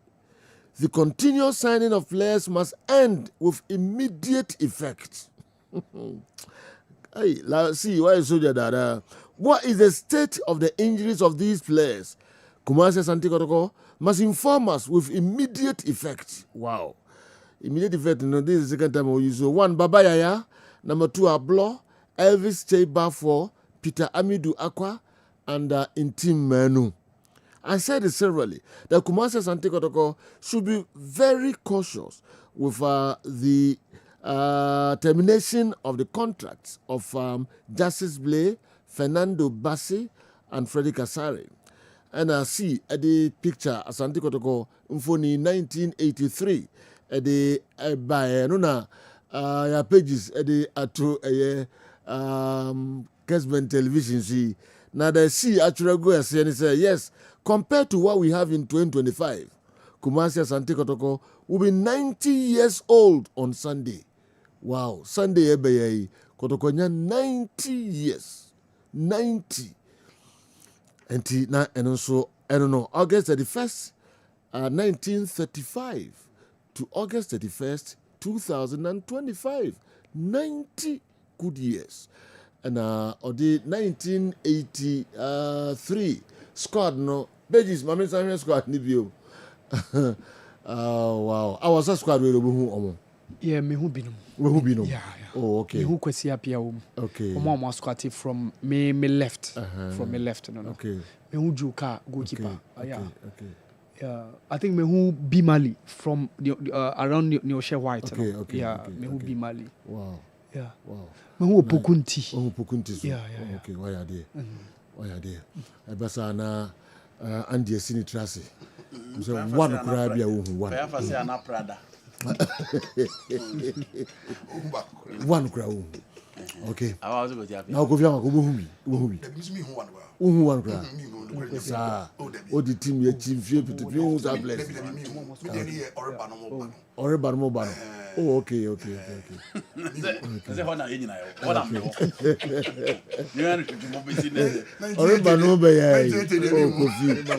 know, it's 83. 83.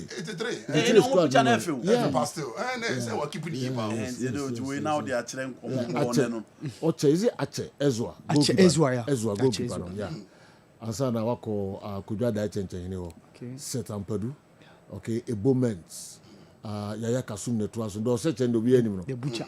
Joka. Oh. Yo se chendo Joka no. We teacher. Yeah. We teacher. Joka. And number 2 no, a friend say Apo. Apo. Yeah. Okay. And I feel Bob Marley. And Masoe no. Okay. Ansana Frani neti ho no.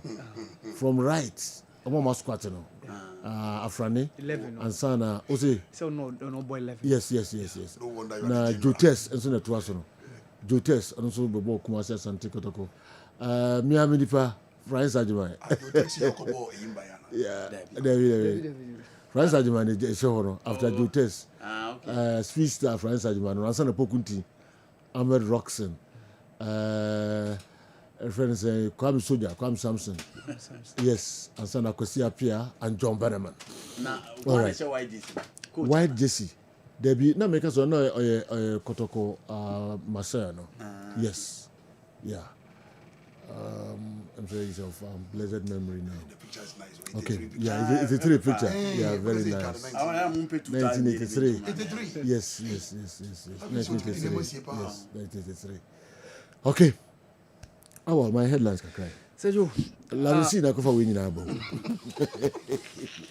Okay, Yonko. Sergio, ene Chan tournament no beto aso semi-final na all eyes will be on Kwesi Apia. Sergio, and utimi e win game na Sergio was set a record. Okay. So the mo ko final e bin si da e wo mo abrabo mu e wo Chan tournament no so Sergio okoba mehwem. Eno game because wo Egypt. El Mahala ene Al Ali. Okay. Na game ne ende goalless draw. Okay. Ena El Mahala coach ni kasa fa Al Ali coach no. So you also deserve so okay. Esa wa kasa mi na wi. You want it. Oso kasa mi. Okay. Tien komra ni meti aso. Yeah. That's it. Ndi yakoba. Yeah, of course. US Open no koso. US Open. Yes. Yes, Venus Williams said you were one of the first casualties. Wow. Yes. Watch it. 45 years. Watch it. 45 years. Yeah. We ni there. All right, young komra.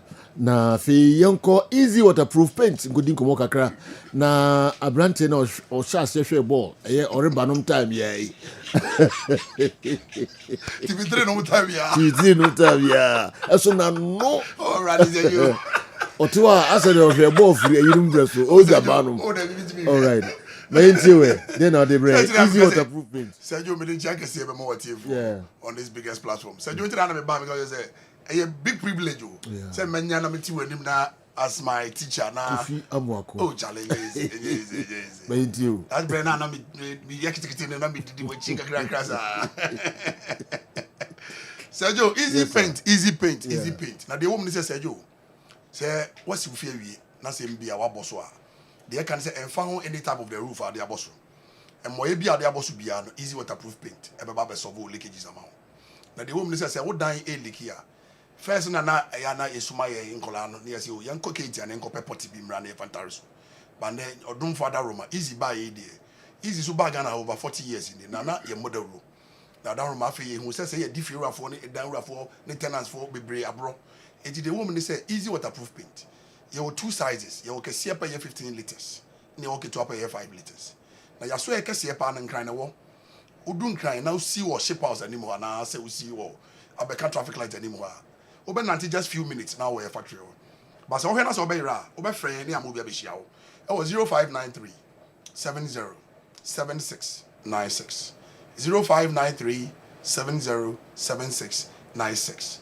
abroche for name what +233 593 70 7696 when the paint one was so it is a mine when the paint and now the paint you are preserving your home and your house from dangers maybe I become if you dey so be na dija okra na ye bon ban for the unborn generation na ba so ba no abedam sa so na wo so na wo si a what titi obawra no na dansie enafo enye obia na se bi wo ba wiase ko timi see just a single room so what si bia no abon ho ban with easy waterproof paint eti de ya na make an say na wo dan na wasi no so wo hu kan ye bi say ase no e ma bubble size ye ka bubbles ase no bom pumpunya utimi hu say ase na huru utimi hu say dan no pampan ba dan no ba won ti ase utimi hu say dan ya wasi sabe nsi ba dan no e ba walls no who painted down several times by the end of the day.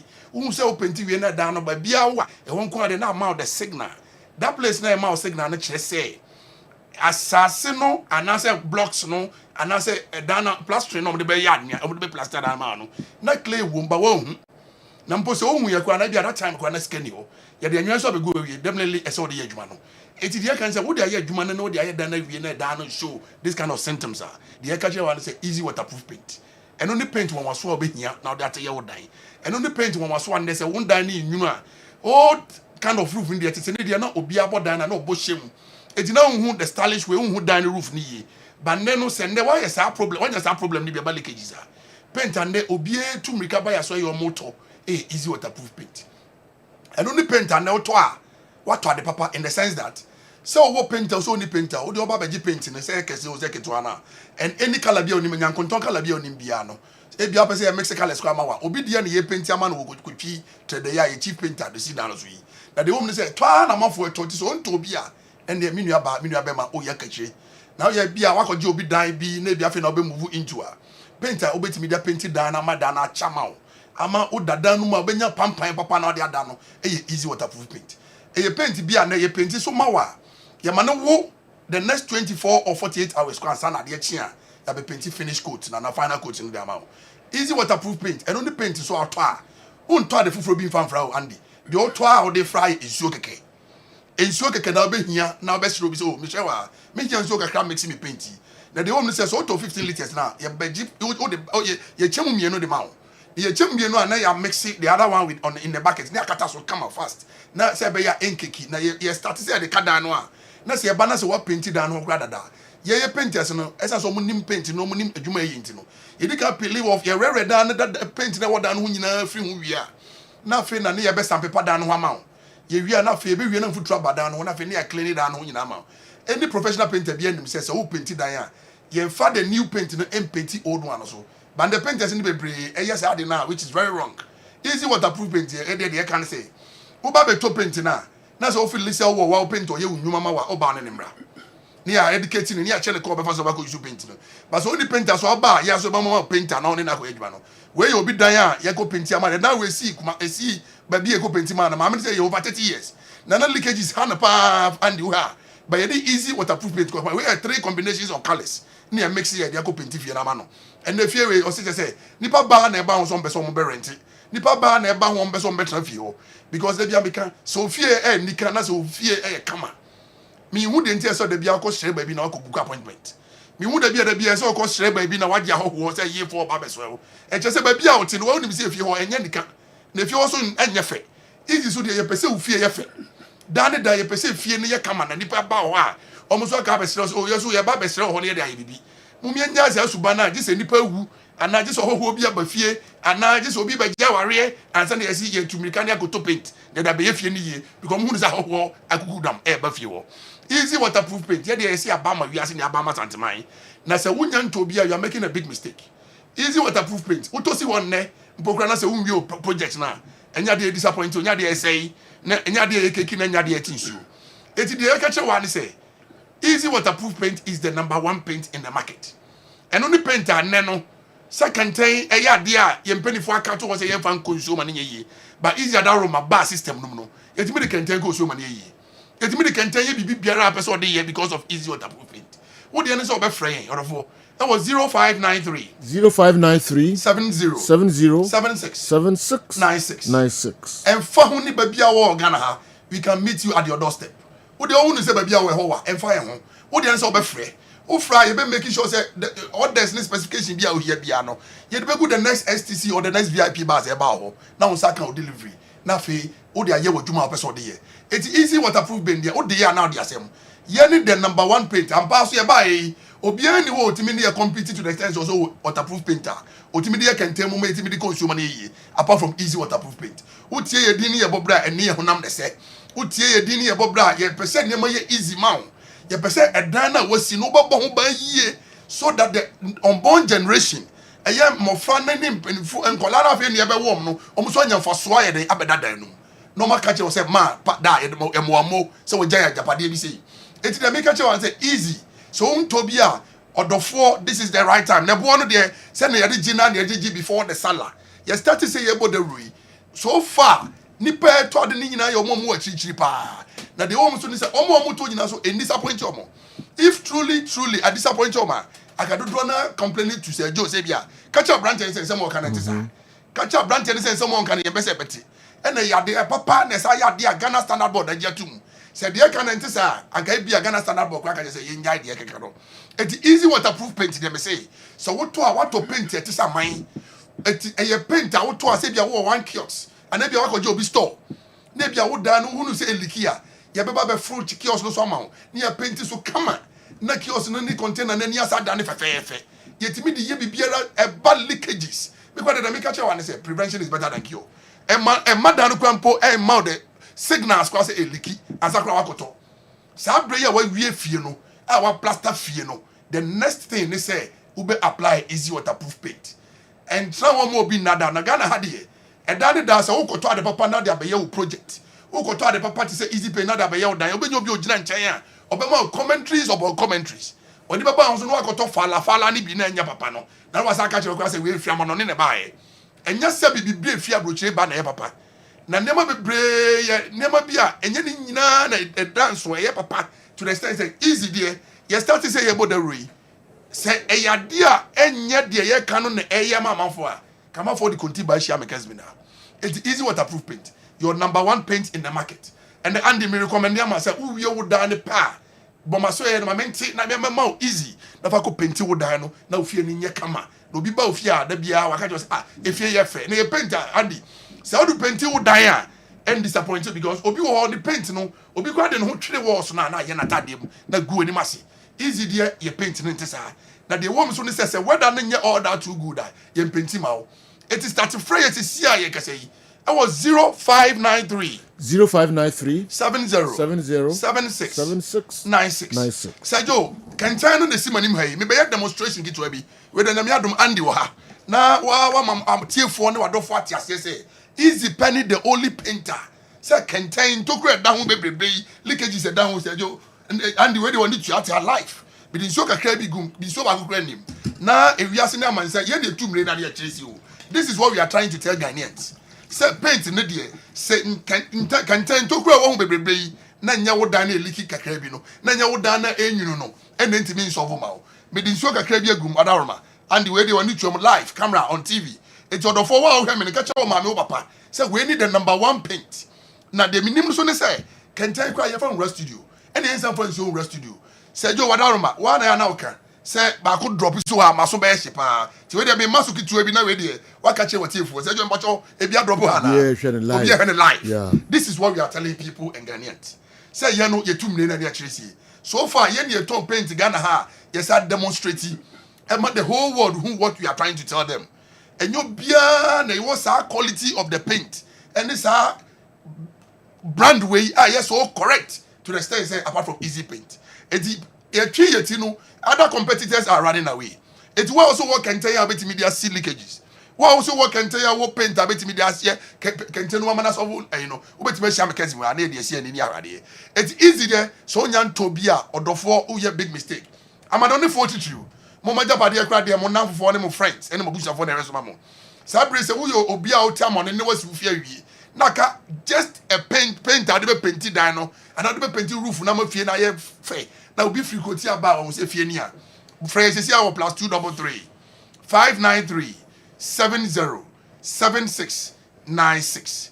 Ofra and ma fe be na receive calls no ma fro no ma bisa so free no ma the nearby says outlet no wa for paint no wa for paint say wo painter wo do any problem so only painter enye odadwene no ye be ma the paint blood the painter no akoye odwuma no atwa painter ne ka na fe wo say ube sunsun ye that paint ahodrom ene ye dem go paint ahodro no e be a system no omo the paint dem kwa no woni so hihye o it is Joe me sorry be sin number no so for the last time yami admo chere be hia 0593 70 76 96 I'm on the phone plus 233 593 70 76 96 Sergio who from easy waterproof painter mejo so no more leakages.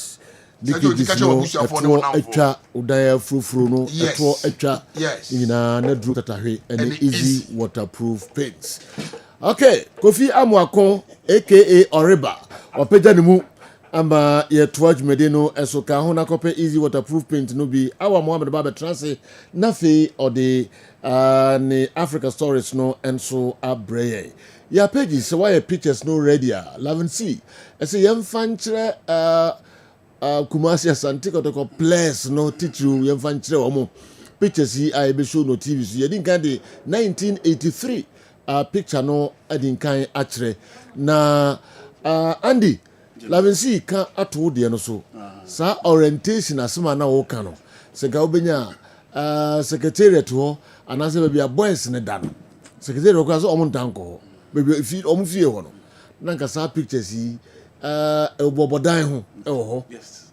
Omo fie ho omo friends saying hall ho any entrance one sa pictures in bobo ho yanko back to first picture na mode basisi ya no 1983 team na obebo no mo hu so obo ni ya crowd e di wachi team na obebo no obo ni ya first one yes mo hear crowd e di wachi awa Sergio me hu bi yes we bi Kotokonias near Copsen Sheno yeah na me swapa I went to stadium you see that yes team na obebo no and the way now can once Kotokone yes has Joe watch the next team do 2-0 2001 yes na stadium to say yes that was my first Kotoko and how to yes and about baby di no 2000 and on so na ti see ya awa Edoma edi kotokochi eno no pillars na Kotoko na and Cotton Sport no yes nansen yes nansen ya nche we dey and the videos so clear clear awa we dey say still pictures team na obebo no oboni ya so wa money ye so a nipa no yebetuma kan wo mo stadium ho na dey so modern mo no nko ye and no mkobo no legon no so hu nipa na ba ha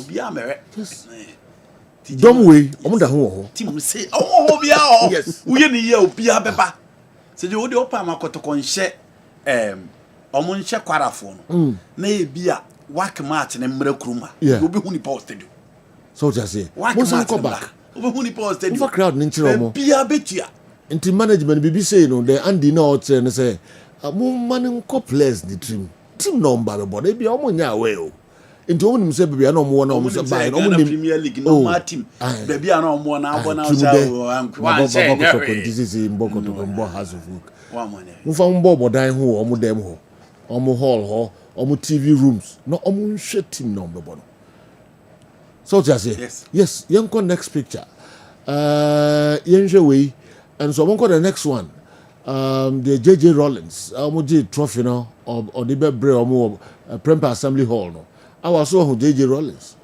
omo the picture omo shame no yeah me hu no squad na edit no omo say red jersey no omo anim omo J trophy no yes omo J trophy no 1983 JJ Rollins ever did trophy no e ma omo and omo the trophy no ma JJ e wo Premier Assembly Hall na mo fro Jubilee Park no yeah e ho na saadi we call so JJ ni shem na obenya na Kotoko wa boni ye na a whole president wa fly from Accra na ɔde trophy ɛba abɛhyɛ wo nsam picture no bi so ni muhu Malik Jabe same ɔne ne team no muhu yes on say muhu Abdul Karim Zito wahu Zito Zito no come on ɛsɛ ohu no Zito ne jam coach Malik in China na there be I do jam pa ne friends old Jaba but before the original in China unse wanya 55 bin fi akoto kakra no Karim Zito no wow yes ni nyina no omoni JJ Rollins some funi ni ade nyina na nke bi bobo kotoko omo yes obi chechro mu what it means yes team na mo bono yes oba no a relax attitude bi as obo Real Madrid yire mo ma ni mo ketua beba ko fesi kaka ya de abro na etua ka boom oba na otwetwo nai sama abre ai wa abre Hi. Me see pedi sin so be na kotoko ne canopy le use ni bia. So mo nya ya be na kese da ko bobo mo dem ho. Seju. La vi si on bebrebe. Awa. Seju. Seju football ni dia catch. Na mo bobo la nipa 50, 100. Netimi kan kotoko. Yanko. Seju na make about a game I bar so between Gazelle El Mahala and of course Nadia Lali. Na game no bass no Seju unfortunately Ali ntimi awini sene na omo he ni so omo betimi awini no Seju so far 3 games in the Egyptian Premier League omo yet to lose a game but still Seju neman to yi sene omo si pe no omo bo first game Seju I remember against Future FC baby dear we see Taylor Ekoy no Seju that game ended in a 2-2 draw. The second game against Fako FC, in as much as Ali had a red card on that day, they managed to win that game by 4-1. But Seju, Enwa, that game against Gazelle El Mahala, the game ended in a goalless draw. Ubien Timia and Shibi. And after the game now, Abdel Allah, oye Gazelle El Mahala coach no, and I'll say coach Jose Rivero Seju, on deserve so obe coach Nadia Lali. Or say omuhia a better coacher. Obe coach omo because the team no a galaxy of stars. Coach omo team no omo a galaxy of stars. So if you have a star-studded side, Seju, you need to have a better coach or proper coach who should be it in the dugout or either be on the touchline to be the man steering the affairs of the club. Seju omo fa picture into so board meeting and share Seju enwa.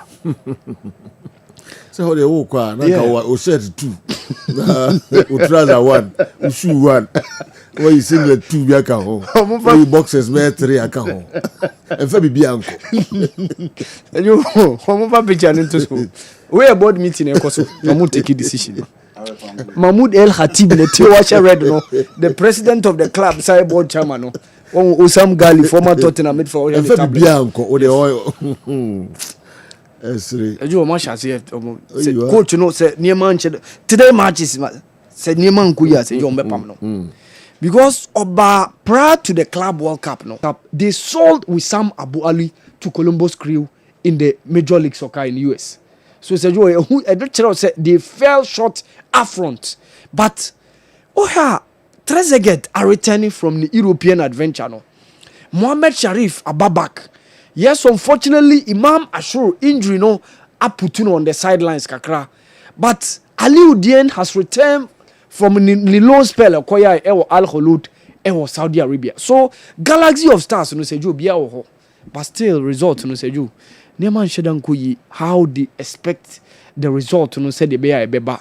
So seju enkofo edi omu ni agro. Omu take omu decision na cheso omu take. Omu no mbetimi di coach about 2 months no mo yinedi because their standard is always win. And that is the standard. They are not ready to fall for less. And that is Nadia Lali for you. So your chan tournament no twas and you do the stage you be done and of course Madagascar. Kwasi appear the trump card or the way into this game they said he is yet to taste defeat. This competition. Yeah. Sudan in yan tasty defeat because from the drawn game against Congo Brazzaville, the 4-0 win against Nigeria, the draw against Senegal in the last game, and of course the last quarter-final hurdle against Algeria. And Algeria also one of the top teams entering into this competition. They were the runners-up in the last edition when they hosted the competition. Pastor Joe still you saw say what leading Hedermo and the likes it me manage it me defeat Algeria during post match penalties after 1-1 draw. Say Joe Madagascar will try their best, but say Joe Makoma HRM say Kwesi Appiah and any team no ebeshe Madagascar. No many opportunity to be in the finals for the first time in their history a CHAN tournament and say Joe Banisa a very very huge history for Kwesi Appiah and in entourage because edwumaso a oye no say Joe ni handworks show ni handwriting show because of course Sudan say Joe in just less than 3 years what me turning the fortunes of the whole nation around. And no I about how he has been able to bring them back into the AFCON after missing out in the last time. He has taken them to the semi-final for the first time since 2018. And Osasha World Cup qualifiers still Sudan were in contention because they have 12 points alongside Senegal, with DR Congo leading them just by a point. And Kwesi Appiah Boni Humodin. I wish to see Kwesi Appiah beating Madagascar and going into the final. Mayele into the final of the CHAN tournament. This is the trophy, that should be the target because say what me drew anyone say Joe. Actually, say only Obi abetimi abo because what Senegal what draw with Senegal the last edition of the champions and Ausani Algeria also abo the last edition runners up. Every moon to the quarter final. What's Nigeria for? So why not Usrobium? Let us only obia a bit me abo. And beside that, also a very good setup. What me building that consistency, Say yo, I think say Kwesi Appiah et medium co World Cup now. Say yo, and also be another milestone. Say yo, only one person pe. And oye bibinia. All the 2 different African countries are qualified to different World Cup tournaments. Okay. And that is Stephen Keshi. Okay. Qualifying the Togolese team to the 2006 World Cup in Germany. Okay. But unfortunately, the tournament, in 2014, he took his own Nigeria to the World Cup. Kwesi Appiah at the Ghana in 2014. Until this year now, World Cup qualifiers in the course. Ultimately, Sudan, ABS, another milestone. And Sejo, more bigger than what Stephen Keshi did because of how the stature of the Sudanese national team and more footballs in the city. Sejo, Enwa, very good performance from Daniel Efriye-Banier, the Swiss second tier. After the move from FC Arao, Sejo, Obekai 2 weeks ago, he scored. And just one of the league games against Stade Lausanne, he scored on 2 occasions, and that game ended by 3-0. Daniel Efriye-Banier on your shot, and how he scored the first 2 goals of the game, and the team Stade Lausanne won by the team FC Arau won by 3-0 against Stade Lausanne in the Swiss second tier. So for some couple of games, I was born and saying mono asweni, and I think that he's picking up the pieces. I just wish and hope and pray say obetimi maintain the top performance in this year. Now otimi asaba back into the top. Ebi obetimi unu the main Swiss league na a better move from Switzerland to any other nation like ebi France and probably Italy. And I think say Efriye-Banier to me maintaining this model more as we will see him getting back into the top how he used to be when he was playing for Accra Suffolk. Sergio, and unfortunately for Venus Williams losing against Carolina Mukova. Or the US Open, she lost the first set, but in the second set she came back and won. But unfortunately, the third set and a Carolina Mukova, and so I had very simple for Carlos Alcaraz. He did it very simple against Raleigh. That US international now or no call 3 sets. So I think that those guys, at Casper Ruud also had a very good match, also winning a set. So Sergio, I think that it's been good for some of them. But Sergio, Venus Williams, the last time she won a Grand Slam was 2008. Sergio, almost 18 years ago. The last time, and that was against her own sister Serena Williams or the Wimbledon. On Wimbledon, any US Open winning 2 occasions or US Open and 5 occasions or Wimbledon. At 45, Sergio, I think Venus should be saying goodbye to tennis because even Nino Kumakura or Dine Chikra 45, she should be saying goodbye. But what Timia endure because to reach 45, playing at the highest level, which is why awal yemfa eno so ensia na fe yanki camera fie kwa miki enche or the local stories, no, and so Brain. So, the 1983 squad, you didn't mention Setampadu in the picture. Colfax, was. Una di way Brain. Oh, Setampadu mi bonidi. Mi bonidi, yeah, ebia. One tea, mi bonidi. Colfax, mi bonidi. All right. Masa nana me kano. Your friend no Omona Samoa. Omona Samoa. What to Omona Samoa? Yeah. Oba penny pa. Yes. Yes. Omona Samoa very popular. Yes. Ewo Kumasi Asante Kotoko circles mo. No medics ni bia. Yeah. But and also no. I don't think so. Yes, I don't think so. Yeah. We're free. Omono Asamoah. Omono Asamoah, very popular name. Those the name everybody around the club was popular. Yes. Yo, Papa na no about to Sansano. Oh, yeah, replacement. I better not replacement. All right. 60, 55 years I discussed about it. Okay, yeah, the local stories, no, I bet Tuamoso. Canopiles, Nicotocono. Oh, okay. Okay. Kotoko support some more. Onko baby. Yo, Africa no buya. Team Bia supporters were. Yes. Na yemo de bo. But that's Kotoko supporters, some those Joe Bia supporters. Yeah. Yes, in the end, the Jinazo Akase. Omo. And yes, be at it, one of them not stay to my ma. Floodlights in Yafu phone at the Anunqua. Omo da Onko baby. More than money don't mess up stadium. Yes. Canopiles. Na Kotoko Africa. Look at the crowd. They lost 3-2, right? Yeah, 3-2. 3-2. And also return and counter, no? Yeah. Also, I'm going to one number 2. Number 2. Yeah. Okay. Internet and also, I don't know. What kind of squad, no? Canopiles. Yeah, scorers, no? Yeah. Ajimambedu. Okay. Richard Atta, new free. Oshego. Yeah, Oshego. That day. All right. Yebekakai. Mpim da Costa was part of that. Mpim da Costa. Man, Ojemfi was part of that squad. Yeah. Patrick Bio free Carella left B. Or Abid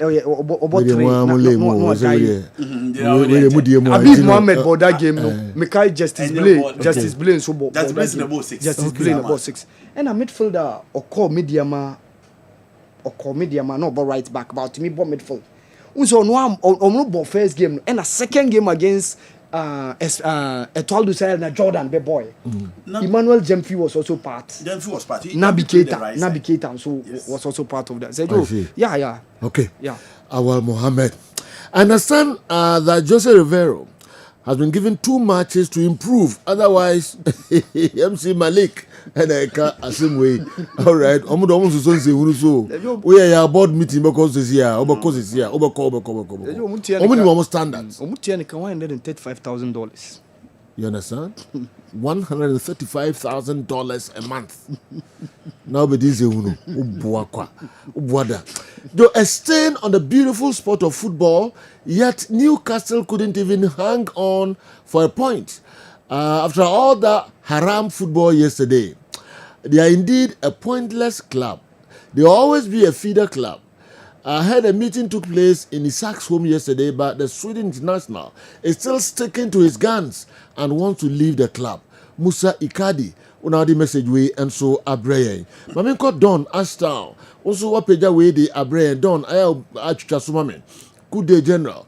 The management, the technical team, sporting directors, and coaching staff should be very circumspect with their recruitment and how they are managing Asante Kotoko as a club. The mere fact that Ohini hasn't said anything to them doesn't mean he's not aware of all that is happening and going on. He's very observant and knows every Tom, Dick, and Harry going on. They are just there, casting pearls before swine. The right time, His Majesty will issue their sack letters to them, a word to the wise. Don Ashtown, the Ode Abreye, no. We say probably, our Muhammad was talking about Patrick Asma. No, Patrick Yeboah. Okay. Yes. Patrick Yeboah. Okay. Africa must reason. Patrick Yeboah and I was say okay. Okay. And Yantwaso. We say they don't worry yourself. Even if they print them on their body, they will never care. Or see the pictures got it to place in the body. Is it true? I disagree. strategy no students almost take class class Yeah. mo nyina na etro ma dia o musua Yes. Where they are, be stubborn. Yeah, be stubborn. But at least with the kayomo. Let them know. Yes. Let them know. Yes. Yes, let them know. Yes, sir. Pictures, ni picture player, ni boss wa. A bedding Kenya soon could be Brennan. Clubhouse, one for being from Taiwan, one for being let them know the standard. Yes. Let them know the standard. There's a club, yeah. What I know, yes, I didn't my players. Now, you're free, papa. Now, constantly be on them. Them penny for no soon to live up to the bill. Yes. More monsoon, young kaye. The type of player that are supposed to play for Kotoko. Baby, now, wow, 500,000, 8,500, no? Okay? So, what about that amount 6,000? Yes, 6,000. Simple. Simple. The very day when your coach are a triaka 5,000, you do about 20,000 or so, who say expectation no a triple. Yes. Sana who you play and so near more 500 Ghana, 1,000, 1,500, near over 5,000 pay. Yes. Also, who say training there, one will say two. Yes. Because expectation near more. Maybe also cannot do no. And who training, and who matches, and so in the times 4 times 5, and so yeah. But more they are fake and more progress. What bread? Oh, dear, you want to have the Timosun Tesuko pa. Trimude, Didi free, the baby free, TV free, air conditioner. That's it. But you never say to support us in Chumamokra. Joe, I'm a die-hard as I'm a Heart of Folk supporter, but frankly speaking, Heart of Folk has a weak communicator, communicators who will patronize, promote, and hype the team in national and international level as compared to Kumasi Asante, especially the man who always comes to your studio in the name of Heart of Folk. The last time you showed him a lineup of players of Accra Heart of Folk, he couldn't mention even 3 of them. So poor. Joe Talisco, Edway Efri Bogoso, and Abrayan. Meko Pimsai, na many omo akodi enkomo kakra meba. Na da kanyina enso yede ababe kamo ho Kessben television Kessben 93.3 Kessben 92.9 Kobi mami also message to the management of Asante Kotoko should take the players to Mr. Infum. He has a lot to offer. Hey, Infum has na okay. One no Kobi takrade. Mr. Infum oye nyankopon de o. Ana onfa nko na se ho ana ifa. Na musu na okay. Oh, Infum aye nyankopon edia ama yesie no aye bibia. Intina and also and please can you ask Andy for me if the changes at Liverpool have affected their gameplay? Emmanuel, it have from erosion would we if you tema and Abrayan. Yabana the local source in Abremo. But Pimsai. Now it is saying na me adom Sergio. You go pass. My inti we didn't the brand pay. Sergio yemfa akonya we so ni chia Kessben TV ahefo ene atifo ni na na pay. We every Pemsan Company Limited and then we no share no twetwen komo kakra wo pomode ho.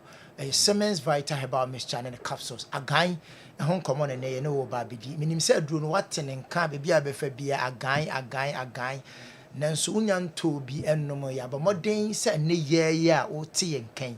Wo moden akwa bi na wato. Enam se aduro ni yaduro a eboa wona owo haw mu eboa wona yare eni omu di no ekwan bone so no eboa mu yi pa me ne wo kasa sisi ye number no wo TV no so wa wo hwe TV no fa ne frɛ wa wo tie radio no so me boba chewa brete wa bi mo fra me pa cho bo modern ka wo yare ne se di sitie ye ni general dosage wo ho se obianom ne sei wo frɛ na wo kyerɛ se de wo yare ne tia na doctors na hwɛ so no mama dosage kwa abefa so abenu maduru na eduru no so betimi abo ayi yare no so e de afiri ho enso de ama number no e 0244 718 557 0244 718 557 and it was 0241 604 702 0241 604 702 Pemsan Company Limited your numbers are yedi juma agan me ba cho wo hwe me enano pay utie me na odie na kwakoye eya hotutuo nompemu ehaw onompe no aya na emu chichen aya na emu ya oya enkenkane awobre ya yesimu yi oje wo ho a enje a aduro no eye Siemens Vita Herbal Mixture ne capsules and am say aduro we say no bina nutan hama no den ya yede aye no esan so kuta nuane nuro broni beka say vitamins and minerals a eboa na yi ya wo adi free ni peduanim nti na no pe wutie ye ya na sa wode na kwakoy nnompemu haw aya na unnompeni mu hwehwew onsa onnan wachi bromo ka say spinal cord ne mu ye wo ya awa bai kura de wo je ho anjia aduro ni ye ba akopɛ konokotobi oto mixture no ato capsules no afre numbers e wo aduro no ho ana number wo hwe o TV su no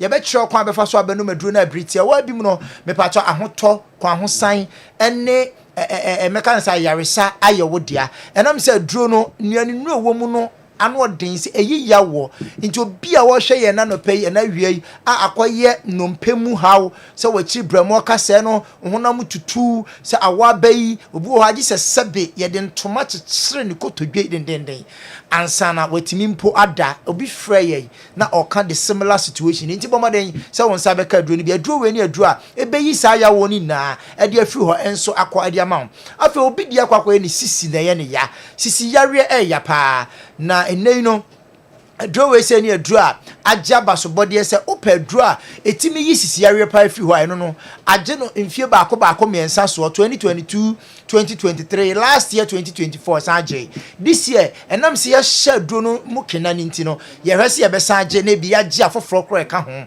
enso ede aka ho enam se nei no enye sisi yade nko na aduro na sa na emom no eye dwuma bebre nti me pa chaw usisi fitafo mechanics mo amu wo mazi ho amu ye mo pija na de akese mason for carpenter for mo amu ye dwuma den brefo drivers for mo traka ni steer na chi chano musisi beye mo ya me pa cha mo nkope aduro Siemens Vita Herbal Mixture ne capsules ni bi and am say we ni aduro a wono ma eboa eyi sisie mo amaman eyi koko eyi ade biara e ma wo sisi ya o ya ne be yini na enso ade afiri ho ama wo ma me fa number ne ma obia bia na wutie radio no e bia na okra wo tika mu o yes you be pen number na no afre o fra cheche wo haw nim e che doctors no ye aduro ni yen ka se ya re ni na nti wo cheche wo haw nim na se ye aduro ni betimi aboa wa na ya kire wo ba bia benya bia to no akwa kotobi na ho so anom ma dia hoto enso dia bra wo number no ye 0244 718 557 0244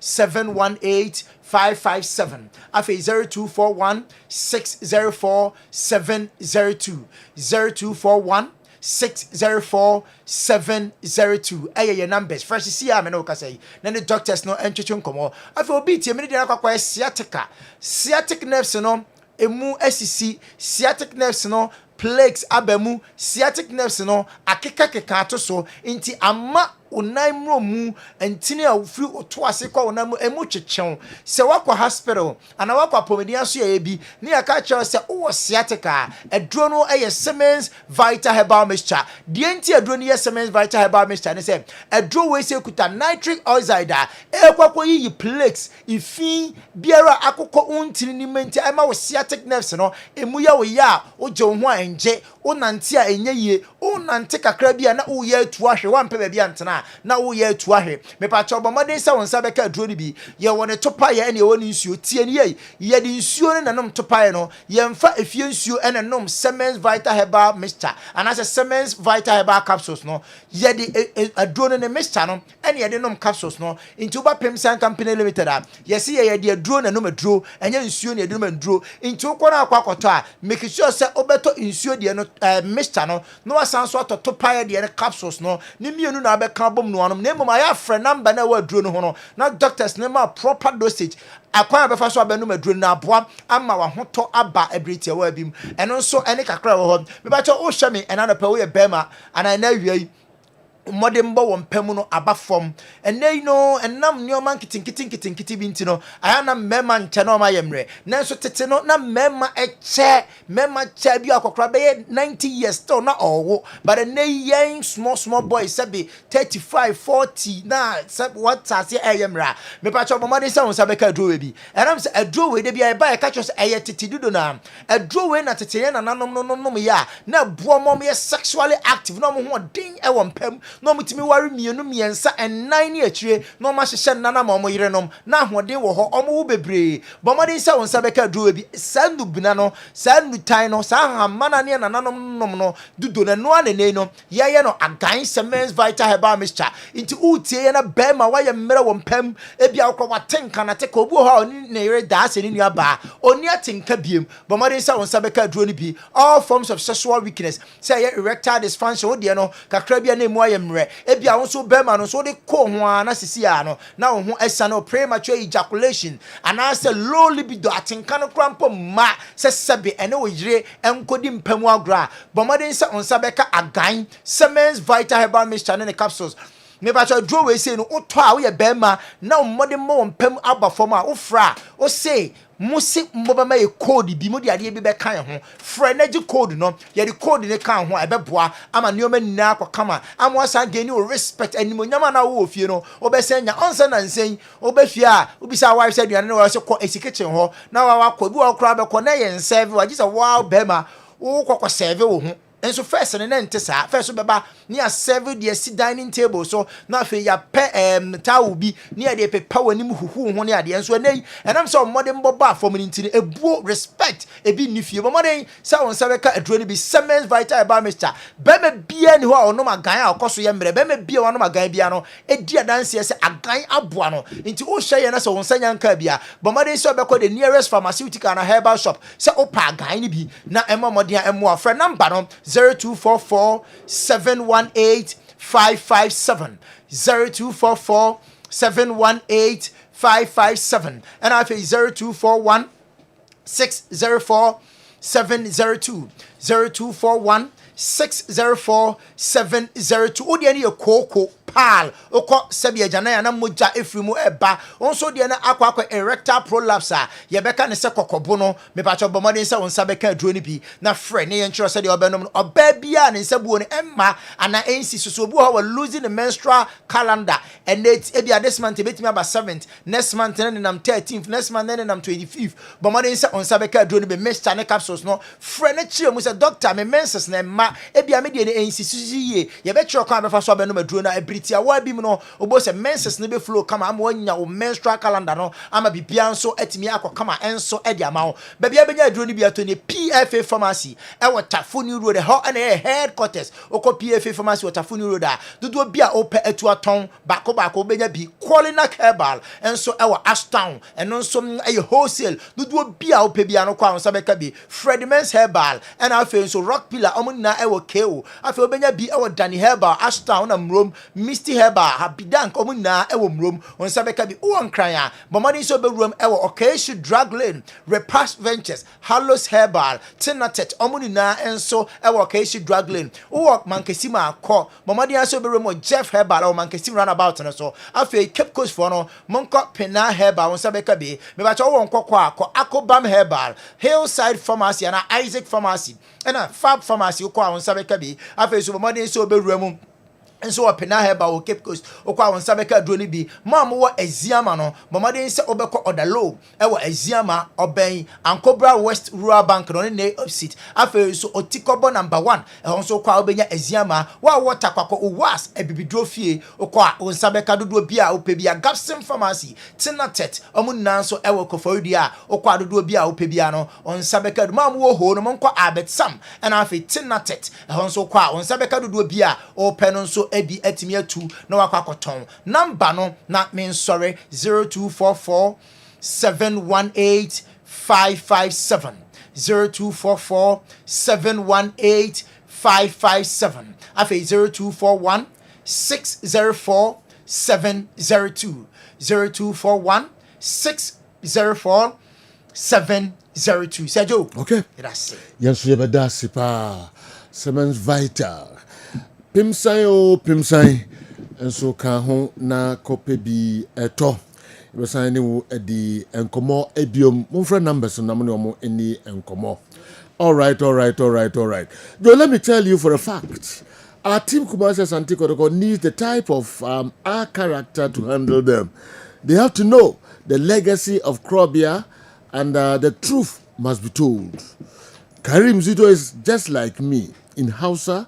It's Okay, Fadi Kafuta. Okay, but it seems Zito is leaving something behind. So he should stand on his feet. Kofi Ntojan. Ntojan, I said, oh dear, oh yeah, well, because I'm about to 9 on some bro place in there. Almost the omu here, omu pennies over come anymore. Share. They are no be you know. All right. Ombe gange pa gives you na ya shomu to ko tenti omo. All right. Mami nko tonchi na mini abi enkodi enkomo enso kakra. Tonchi abi. Say yeah. Awurade adom me Onim eye me fe kama pa na eri Nyankopon ase. Enyi se ya da bia. Amen. Mami ntiwe na anu wo mo bodudu. Oh. Baye de ya ebepi yonko. So there minya bi ko ya che o. Mati sao. Oh. Na ma pimpo sa ba nim bebre. Oh. Minya bi ko ya che. No The weather is onye. na no pay say na wo bom. The more do you don't worry. I say for any adult for to about center catch that sabe me do every. Me say me tena se na mema nyina tirima yo mu de. Me tena se na mema nyina ka muti ato mu kon. Esan say me be di mema asem ama wo mu. Me be ma mema etwedie mu ayeden. Me be ma mema abade de no abo adwuma eyie. Me be ma intini no ahoden abamu. Me ye mema nyina ejeje. Me ye mema nyina empana. Mema nyina yire. Mema nyina adofopa. Matena se. Tonji about center. If we kontonchi asuyeye ane. Na se wutie me na se oye bema mesro se. Odi waso ebe fem esan se mementi ena me waha. Oye oyire dofo empana dofo a wodo bema wadawro matie bi. Na nso ye wasade se obi a wodro ne dofo ne bema a opese wode ne bema ejina baby eyi. Tonchi eba capsules eye dura eboa ema bema sebiota frache ne bema sesi ana achocho sesi ana wasi ne trase sesi ana sebiota frache ensuo no epiefri oba ne ho aba madaroma edura make for edi amount eye tonchi herbal capsules me patroti di ni ema me eye tonchi herbal capsules tonchi o tonchi emmemme kuramu sei twitwe tonchi emato na emema anom menua bema wutie me se oye obi a owo dwunso mu ehawa me paso nso ni mobi a o maame sabio ebi amaami kunu ebi amaami nua bi wo fa bi o papa bi ewo problem ewo ne dwunso semu a me paso sabre ya mana moto na ko ba bi eton aduro o ko so petonchi herbal capsules obi o hon ma otnase a onte se dwunso de no obe realize na dwunso aba ne ho wa dwunso agu ne ho eyade a eha ye mpanyimfo ne bebre first na mpanyimfo nkwa ene emratie nyina e wo sa problem no obi won ma dwunso no ede na eba wanka ne ho a obedwunso agu ne ho dwunso ne nso kitu bi na beba de beba agu ne ho so osan so tinka se dwunso ne bi eta na ya se a ewo se eba abonten enso emma eno na wo behu ane se abagu ho esan se odro ben no emu esi o prostate no ebie anasa o prostate no ayekese eno nti emia wo dwunso dro ben no eba ne sa e na wo dwunso a wontimi enwonso no bon se na dwunso ne tawa ya se enya baabi emfa emma esan se dro ben no emu esi me pacho uhia edro ye friend tonchi herbal capsules se wonoma ebebo sisi prostate no edi amount ebema hoden aba prostate nim wo ye bema wonum tonchi herbal capsules edi aba prostate no eban no na wo san so edi mpaso agro debi adam betena ma meka na me repeating so da ne da se bema wota edi mpaso agro no onya prostate problem bema wodi mpaso agro wano no ya renta emma ne so enu nti se wo ye bema na sabio ya bi ekowo ekrawo wo tanya dwunso mu hawo sabio wotimi ekofa bacteria bi a emma nsansan tigu bema ho enso mai bi firi bema mu eba wonya dwunso mu ehawa ekro se wonta eni empaso agro obi timi nya akukuduro bema ekase me ne obadi mpaso agro kra ache obi betimi akacho se 2 months 3 months 4 months 5 months obi benya akukuduro akase 1 year no oba ni mpaso agro menua bema wo yare yare kase pa na wode ma oni padua no e wo se be ma de da ne da ohun so no epie ba abonten na wonya foforo ehyemu eno ti mesrew tadi mpaso agro mesi na wotwe bia wantimi ene odofo eni mpaso agro no na nya 4 or 5 times a week na watch bi atadi mpaso agro se de be ye beboa ma prostate na ahoden abamu na woni ahode adi mpaso agro a me pacho uhia adru efre ne tonchi eba capsules ebeboa ma o masam ahoden abamu ebeboa ma entin no emu ayeden amama bia be free entin nim se de be ya moja no benya akonya adi afurusane ewo entin nim eye oye obi a wota atena seche a eba ne sa na wode boss wa na waje mu ohun so agene woni di yie mesrem weda we de mema monta no monkwan na monni fruit bebre na monom tonchi eba capsules enka ho enye wodi boss wa say panyan wo lande a say tuo eno sa ne da no ma ne atwe mu yese esan se bibia sie mu ebo ma otadua no nso me pache mu yedu emu ye den na wutimi de sie mu em ye ho sepeye eno nti mesre bema etadua mu aye mmere etadua ne fo na efon aba dedede me si entini we yentina etimi ma ye pa ye busuafo entini nti me amete we mitimi pa me papa na de ade biem enu nti wo ye oba me pa choma wonti hu ehia oba ma ne ntini no me pa choma ne nsomobo totonji e ba capsules e ma odofo no se onom sede be ya ebebo ma ne ntini mu emu ayeten menu abema so wo dwunso mu hawa wo hia tonji e ba capsules me pa cho wo hwe me e wo TV no eso a ye number no e na e twagu no na wo tie me so number obefre ss e 0553 51 11 59 0553 51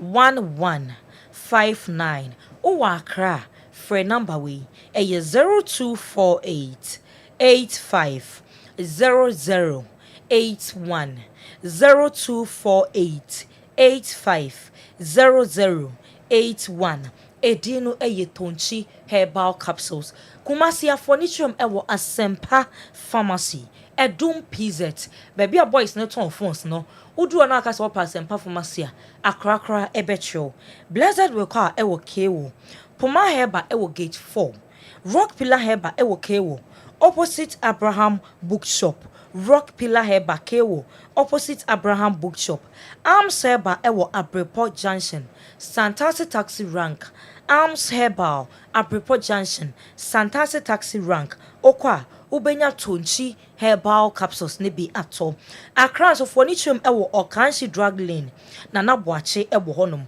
Okanshi drug lane na naboache Tinated Herbal enso ewo Okanshi drug lane Ebura Herba ewo Cape Coast Gabson Pharmacy ewo Koforidua Sewa Herba ewo Asante Mampon Samko Herba ewo Kronom Afrancho Adepa Herba ewo Old Meko Madina Accra Odi me se baby a won offer ye number na ye bet show baby a obenya bi ato tonchi edroi edi emema asem ama wo mu se wo ye bema na sabi odi boy ani na wagie mu me se me ade a me werho ewo me ema mema pa enam empaso agudie ene se wono odofo edi mpaso agro na prekope oho ajojo obedwen ho a wonte ase wodi bebo ani betraya me pacho enyi so biem obeya ho ensori biem ya papa sa wonam adwumanim na wo ho ajojo ya papa anase wo timi se mia na me sori gina me na so se makono aba na so prekope na atiako menu abema kototo nchi eba capsules ebeyi sa o hawo ni nyina for the amount wo hye adwuma na se a wo bewie medofo pa trotro de me amete me mpe ofa dropping no afa dropping ene a wo hye ase akoduru ba bia wo kɔ na trotro sa de wo de boy ani no agye wo de boy ani no agye mu de a ogu ho ani ma se eba ne se ni chie bia mebu no eno nti mesre mema nyina se wo pesa wo gye wo 3 points wo pesa wo gye wo sampa wo pesa salutu ne ye krokro ne ye bom na ne de a ene edro wo hia eye tonchi herbal capsules MMA atadwifo wa enemate denne me pacho be ma bia enkopo tonchi herbal capsules enom na siesi wo mema sam enfama emmoama wo prostate na abie no me pacho emma ne nye normal obi a wo prostate me no wo tonchi ɛwɔ yɛ dre fɛ ne tonchi herbal capsules ɛho obi a wayɛ mmerɛ ɛwɔ mpɛm me no wɔ tonchi ɛwɔ tonchi herbal capsules ɛho obi a wɔdwo nso mu haw wodwo nso a na agyina gye sɛ wokyem ansa na aba wodwo nso a na agyina gye sɛ wokyem ansa na aba wodwo nso nso wonnam yaw mu a mepacho mekamfo tonchi herbal capsules ɛde ama me nua mema nom me dɔfo nom me mpanafo me mema nyina ɛnkɔtɔ adura yɛfrɛ no tonchi herbal capsules ɛnom na nsiesie mu mema sɛm ɛmfa ɛma mo furniture ɛwɔ pharmacy shop chemical shop ɛna herbal shop wo de me se baabi a wo bia ofrɛ yɛ number na yɛbɛkyerɛw baabi a wo benya bi atɔ memrɛ na medidi dwuma no aso ɛno nti fa phone na bɔ yɛ number no na frɛ yɛn sisi yi ɛne yɛn twetwe nkɔmmɔ mepa kyɛw wo haw ɛne sɛ ɛyɛ wo mema sɛm ɛna akɔfom wo sɔre gyina wo nan so ana adwodwo mepa kyɛw wo nsuo ɛna agyene entimi ɛnhyɛ ɔba no nyinsɛn ebiem ontɔ hwuma ba no mepa kyɛw anane ahoɔden anim ɛwɔ sɛ bɛrima deɛ wodi mpa so agorɔ a taw no yɛteɛ mimi kɔ school no me teacher bɛhwɛm no oni wɔ no me ni wɔ no asɛm ɔbɛka sɛ epi ɔkɔbɔ taw ane taw no ma yɛnte ɛno nti bɛrima ontɔ hwemu aba no ma mu enye du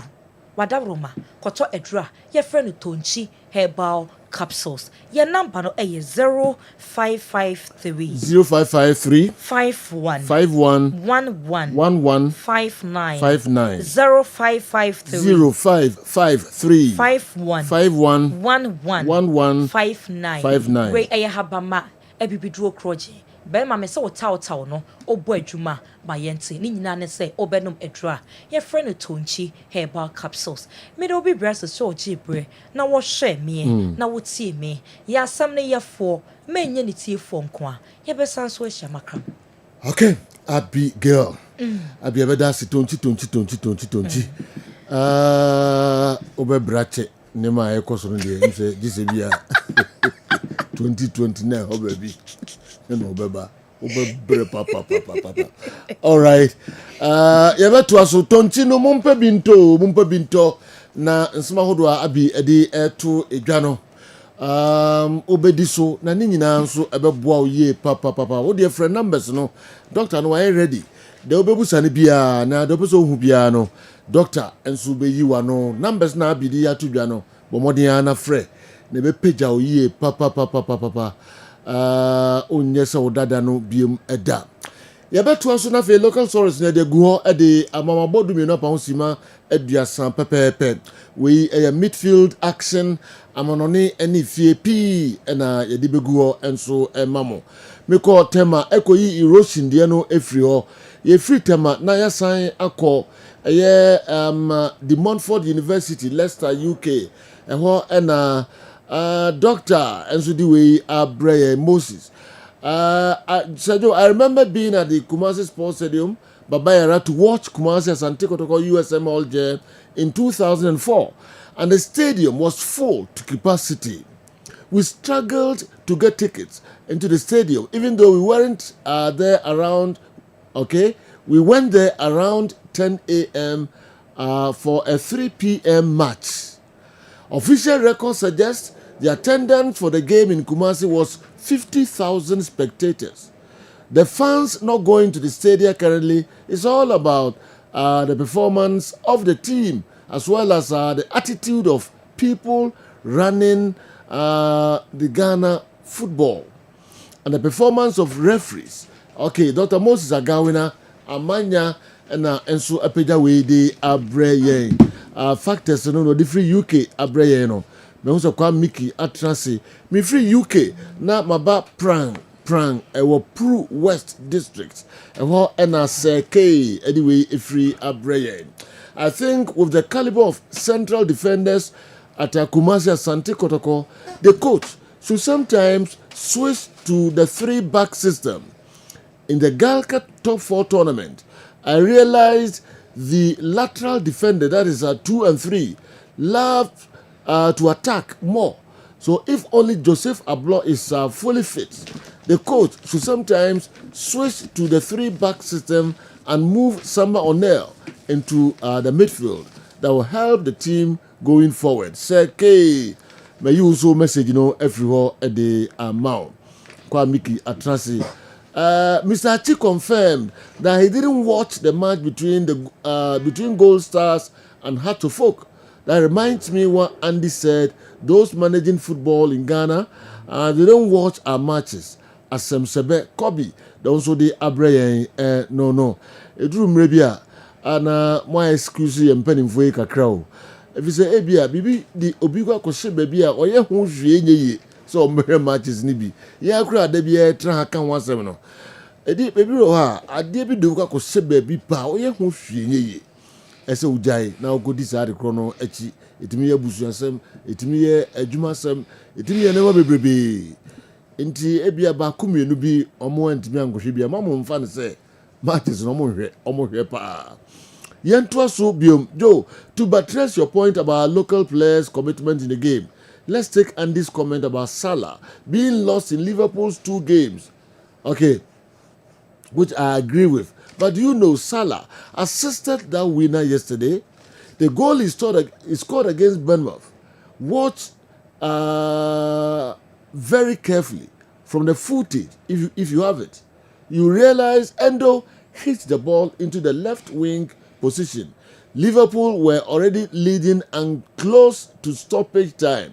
Mohamed Salah, 32 years, didn't think he's a legend. And so, because the ball wasn't hit into the right wing position, he wouldn't chase the ball. Besides, the game was already won. Mohamed Salah runs across from right wing to left wing, takes the ball and finishes coolly. Now, tell me, how many local players in our league will have done that? Okay, you also know every at the mount. Okay, Kwame. General. So are you ready? But try now, swear. Yakopadum. Bibi koso kama. Bibi fine pa. All right. Then are the bread and pay. What General and pay we the address the local stories outdoor and a day bar.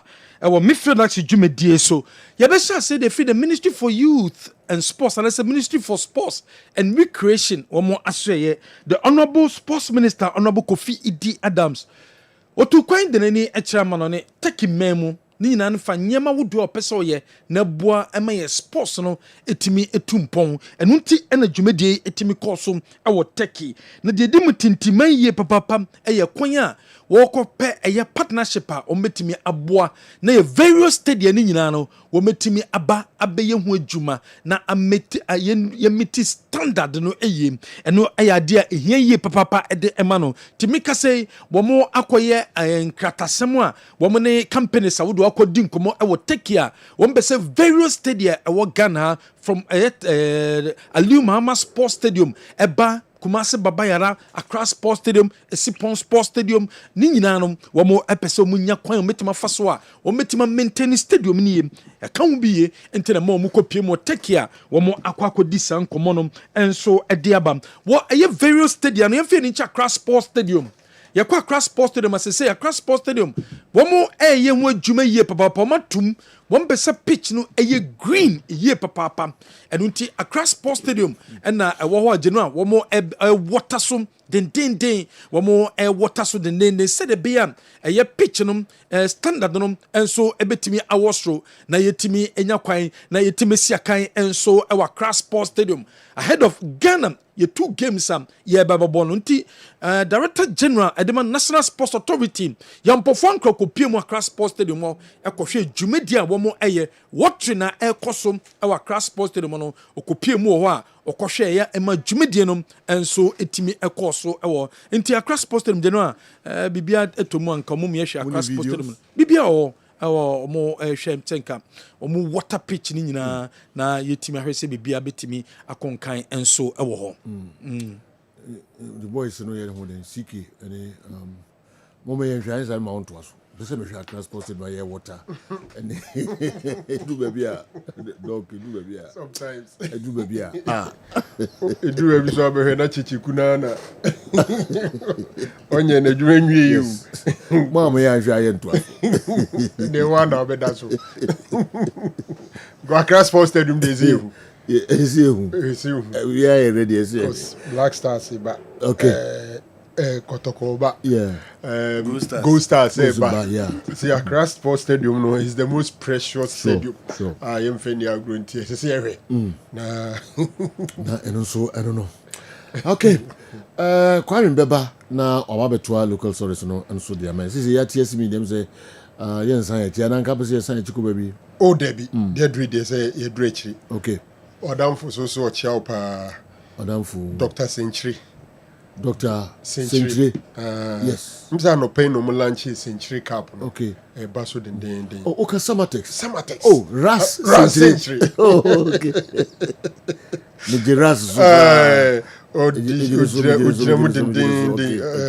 nice one. Okay. I'm saying we invite no crab di me how. Oh, okay. Na me sure say ne kobe di ama pa. Ne kono na wo de ne kono nya di ma. Who invite?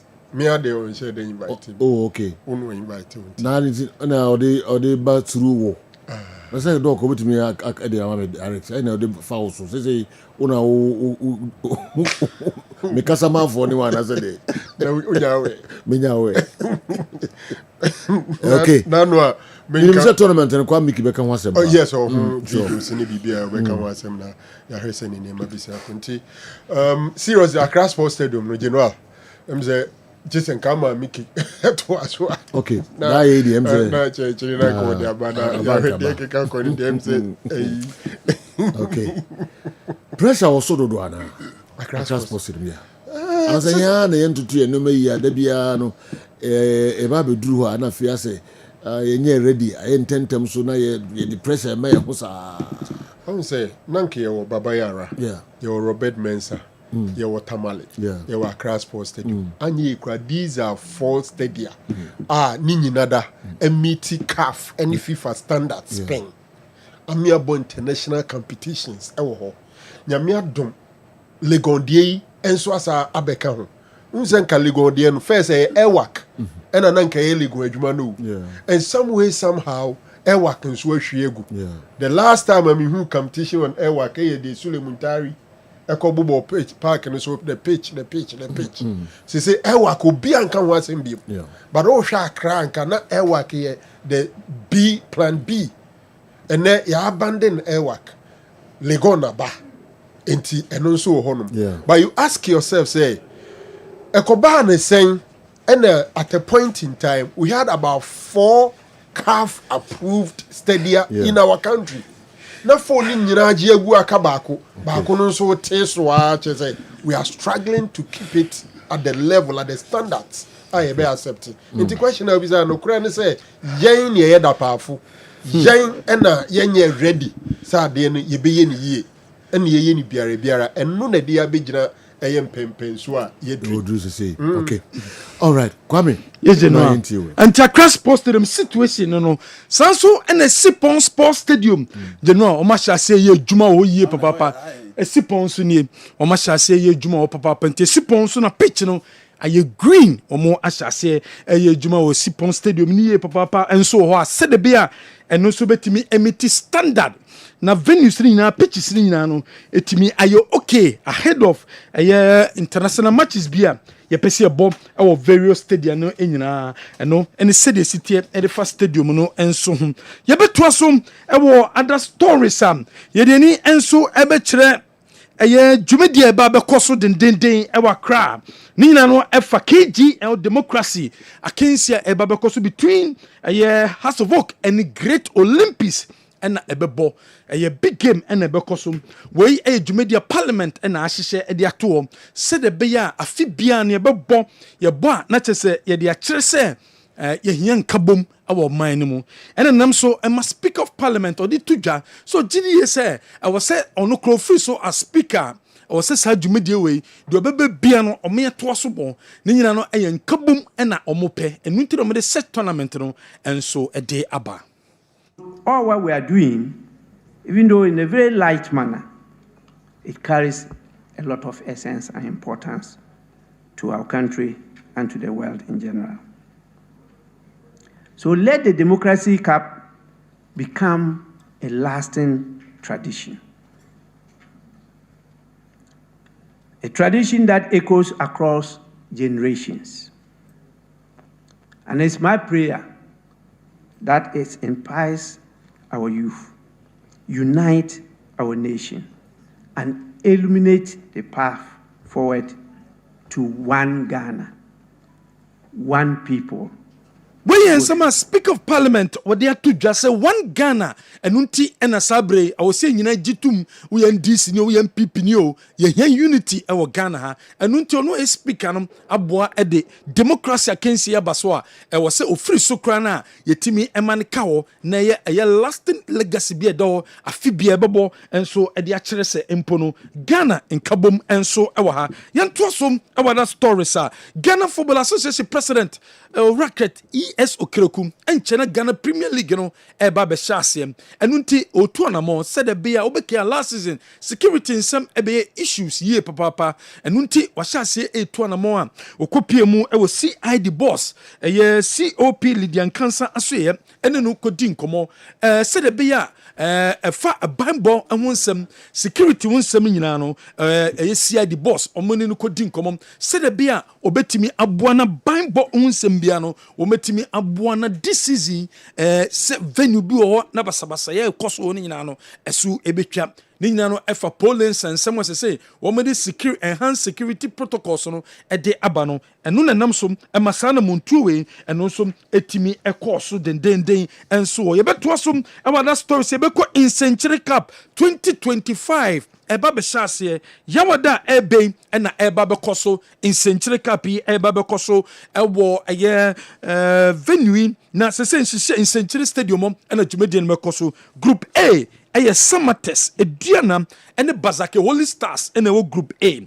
Group B Mediama Nations FC and the Dreams and the Group B. When is share woman Timmy Ayen. Na matches Rinano, woman Majison be in a live and will be in a pine and so etimi Ashebi. Because so Max Television sum and the Adepa when it be matches Nina ebetimi akosunti Yawada Ebe in Century Cup no Airbasum from 28 to 31st and a Jumedianum and so ebetimi akoso den ewo hom and when this is sabre wo metimi ayem e de atoyen toaso e that stories as I said there answer na season be hyase no clubs ni nyina no wo mo eyen hyehye e de ato said the beya obia supporters o metimi nya o leadership answer na e league season no etimi ahyase weekend e beya Kumasi Asante Koroko ebeto aba no mayi eye kotoko supporters no chairman na fe House of Work enso September bosom no edoto so nsia eno so ebeto na ometimi eyi wo mo chairman a ono so ebeda House of Work eye ekuo no anom na House of the need difference ewom wo mo de no wo mo kiremu a wo mo ebato no so be chairman ko a wo se o join chapter e wo Greater Accra hone bia ye wo so wo ansana we kran wetima stand as a chairman de ama Hazbok supporters no enunti Abdullah Yusuf ene Peter Mama ene John Vanderpool wo mo ni pamiensa wo mo ebe pre chairman no na yetimi ato mo so aba various positions ni nyina no ewo ho chairman ho first vice or second vice national organizer deputy national organizer ni nyina no ewo secretary ni nyina ewo ho a wo mo ebeto eso aba no metimi eyi leaders a wo mo ebedio mu Kumasi Asante Korokode ni de wo mo to enya de a ye to e de eyi first vice, second vice, secretary. Nemo womu to aba the chairman of Kumasi Asante Koroko supporters no and omo to aba etimi no weekend da ebe and ometo abanom and so and I'm some emo be search o se campaign dey ekoye pa no GDS 28 no ometo aba dia man no aba be kotoko supporters ni nyina a chairman. And no my koya supporters ni nyina no menim say on 28 no dodo na beto aba amame na maba be national chairman for campaign the make say so far so good make say and no my koya supporters ni nyina so far so good ekoye ema sabre mihwe ni mu say 28 no supporters ni na betimi ato aba de amame na metimi aben chairman de ama supporters no enyina Yanko Kumasi Asante Koroko boboku no aseye. Kumasi Asante Koroko se players a kotoko ekutano womo edoso intese no mpesa wo teso na season womo use 30 players and mpesa wo use for the season 30 players and kotoko ebe using for the season na Brenti bakwa osina kan ma kotoko efeni sefa wode koto Kumasi Asante Koroko fo mpanyifo ni mo ready media to jadada say wenya amanane team bi pen wo Togo ɛyɛ David Okulu team no ɛpɛ no nti kɛbɛyɛ management no ɛma no kwan ma ne nkɔ management no ɛte aseɛ sɛ abrante no wɔma club no ɛntwɔmmra na sikasɛm ɛnkɔ yie na ɔmutimi nya no kwan ma ɔno nso ɛntimi ɛnkɔ saa nso na Johnson Opon ɔno nso deɛ Kumasi Asante Kotoko ɛne ɔno ɛhyia ɛne abrante no management ɛhyia ɛde ato n'anim sɛ saa bere deɛ this season wɔn egyidie sɛ Kumasi Asante Kotoko ɛyɛ 30 players wɔn bɛ so mu yusu wɔn no Johnson Opon ontimi ɛnka ho ɛnfa ma wɔn because ɔbɛka mu a Kotoko team no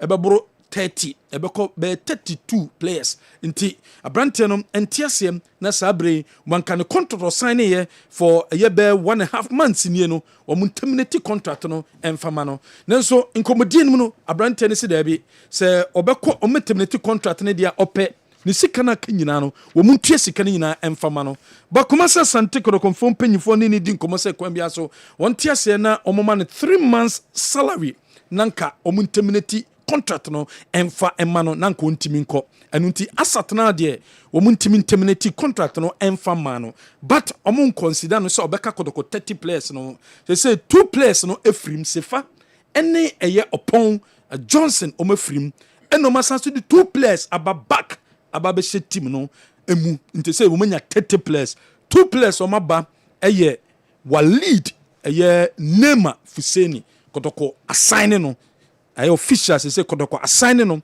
amana bɛbɛka team no ho 8,000 Ghana cedis a month ɛno ne sika abrante no ɛbɛgye ɛna wasan so agye enticement fee no hwɛ mu kyɛ sɛ ɛkɔyɛ problem because Kumasi Asante Kotoko ɔmayɛ ne sɛ ɔmu ntua enticement na mmom usika no abɛgye no ɔmakyekyɛm ɛde ama but ɔmatua enticement ɛde ama no san so ɛna ɔmakɔfa defender ɛnso aba ɔno sɛ fɛ no before so ɔbɛkɔ no person will count different stories about this boy na ɛna me sɛ development aba me kan sɛ development aba anopa me kan sɛ abrante ne sign management ni members ni bi gidie sɛ dabi ɛni sɛ ɔmo sign ɛyɛ abrante no because nsuatrama ofiri background ɔmo ni nsuatrama ɛbɔ ball ɛma nsɛnsɛm bebree ɛbɛtɔ dwa ɛsa ɛno kɔda nkyɛn sikasɛm a ɛyɛ involve no so no wɔn gidie sɛ ɛno nso so ɛwɔ soro sɛ wɔn bɛtua 8,000 de ama no dabi ɛwɔ soro ɛna wɔn san gidie sɛ ɛhyɛ contract no mu sɛ onya offer sɛ kukuro Kotoko ɛbɛ sɛ ɔmo ma no kɔ design no money na ɛyɛ free one ɛhyɛm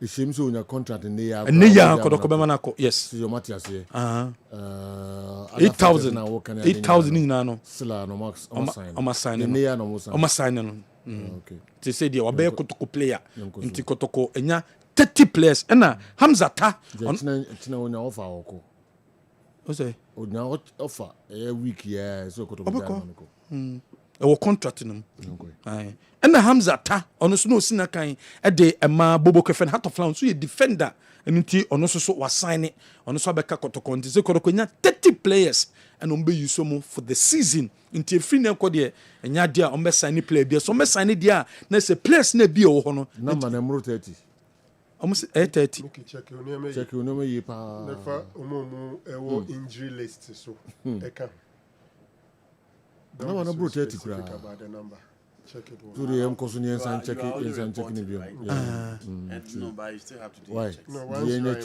check why okay yeah number no there 30 no ebro to ebro na inu sa ne ka 30 no sa ne ka 30 no wo fi numbers ni na say ebro the any checks ni okay say almost 30 no more pay 30 go beyond there be say GFM ran your league no maximum abet my register 30 okay into tobro so a omo maka no be any day 30 plus friends youth team no team players youth team players in can why say no, register for senior players I say when my Fred mo aso ma keep amendments on who ko players on bono president of the GFA Kasano kan say also nya say also nya say this ebia Fred bem now o team inu sa ne ka ho inu sa that boy from Okoro United Dabi inu sa and the mo de Cologne ono so mo terminate an omo Cologne termination na ni it loan come here to us 30 normal per day. Just only you be free. I don't numbers in the one numbers in the 30 na GF in my coin. Auntie, and only say the city or until the no way a free protocol. And say your player be as almost sign will be a for 30 in the derby, she said your mon sign will be a bill. Okay. Salim, Oma Jachidi. Moja chidi. Aye. Okay. Oma Salim de Chedi. Okay. Aye. Sikana, Dubiase Penis Esson. Nti Oma Jachidi. Okay. Ti Salim, de no deal now go through. And me amene boy ne kasa, boy no here. Okay. Waba or abuabu no bobo. Okay. Until be kupie mo. Na menene kasa. All right. Nti Salim deal ne deal. Off. Off. It is no no say the city a day efa a players I would do a clubs no and so etimi and sign your ahead of a new season e ba be koso shene so kwese da e be the big game e koso den e wo a dance park woni bia ya Kumasi Asante Kotoko ni Go Stars and e be bochina and a Kotoko be start training Albert Amwa wakasa e de afa game no.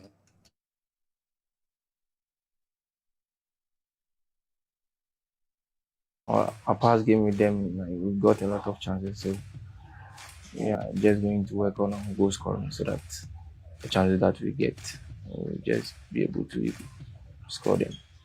In a game, there's lose, draw, and win. And this time around, we have lost one, and we are not going to repeat it again.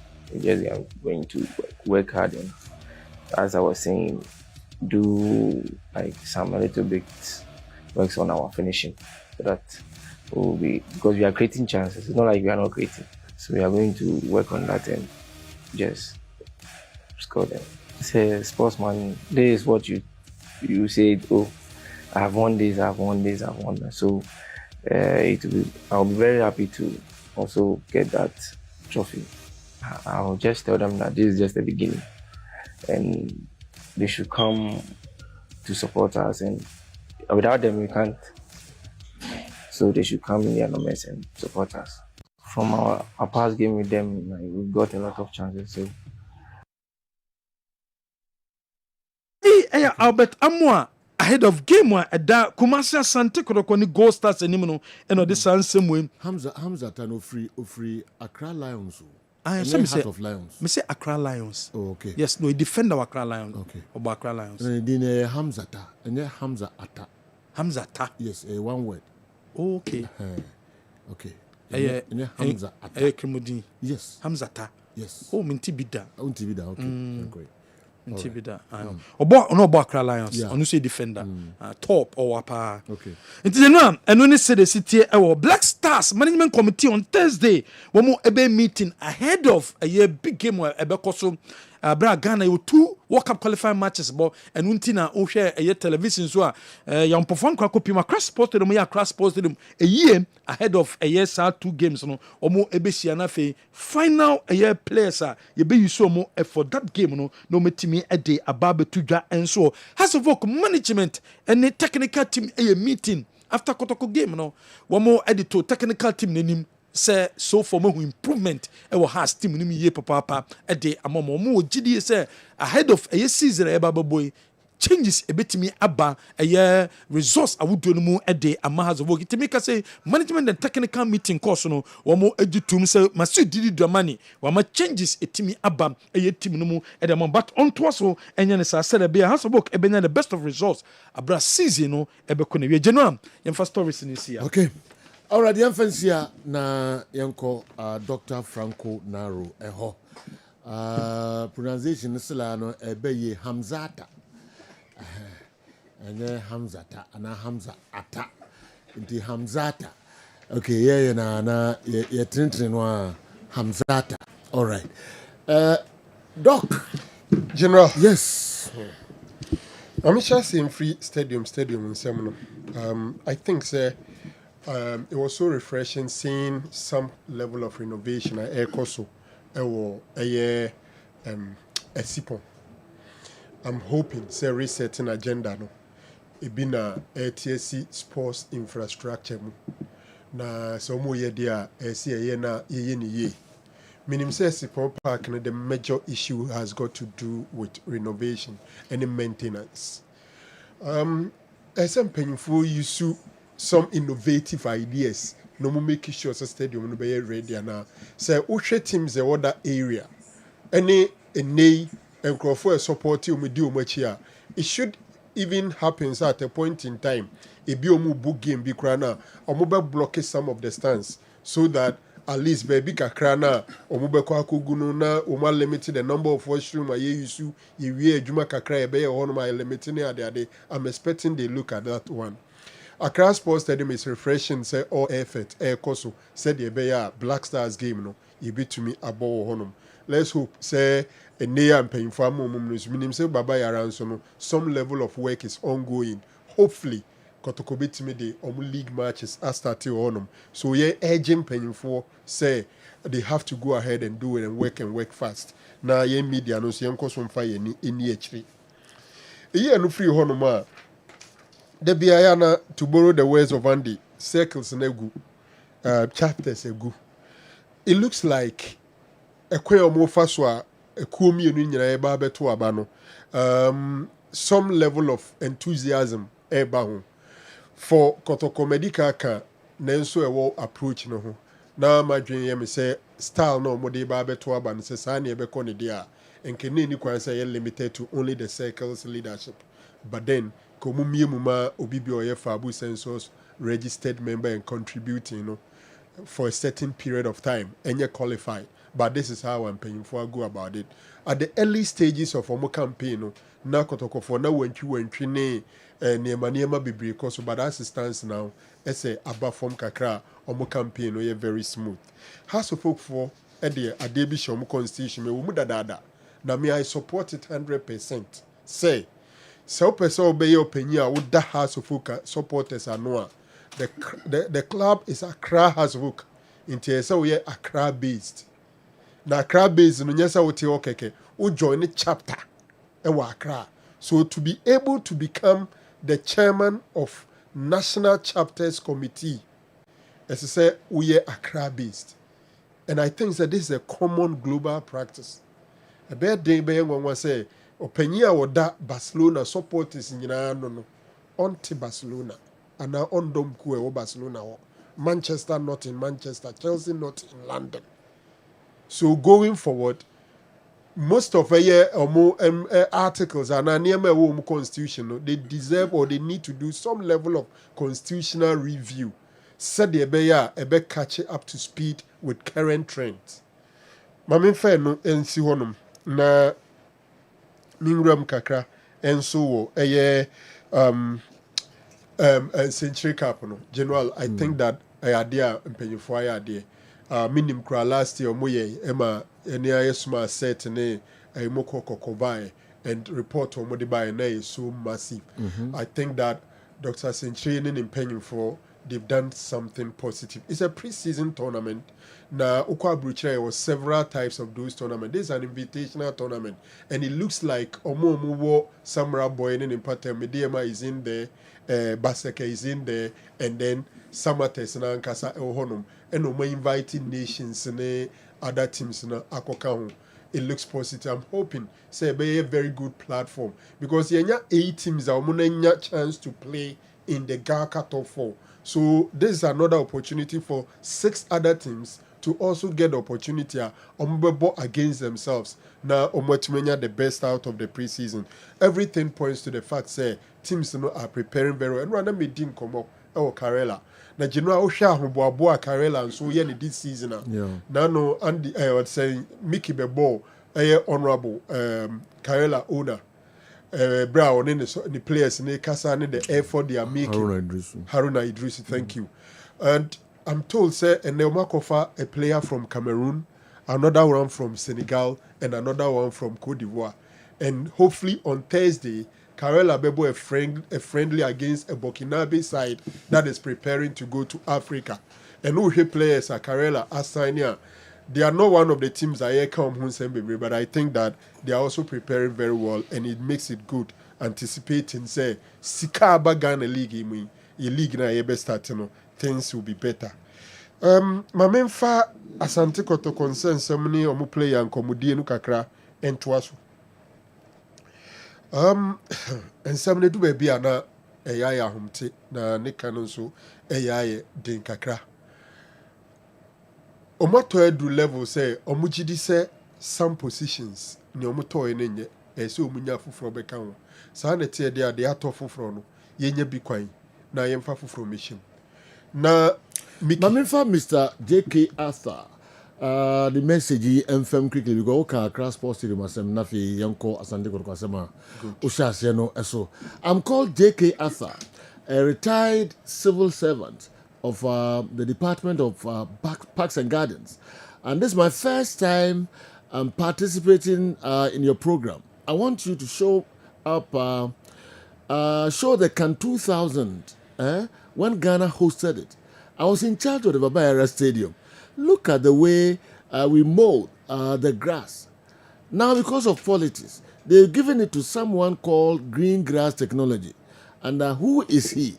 Again, the sports ministry, to me, I know the people to work on the park.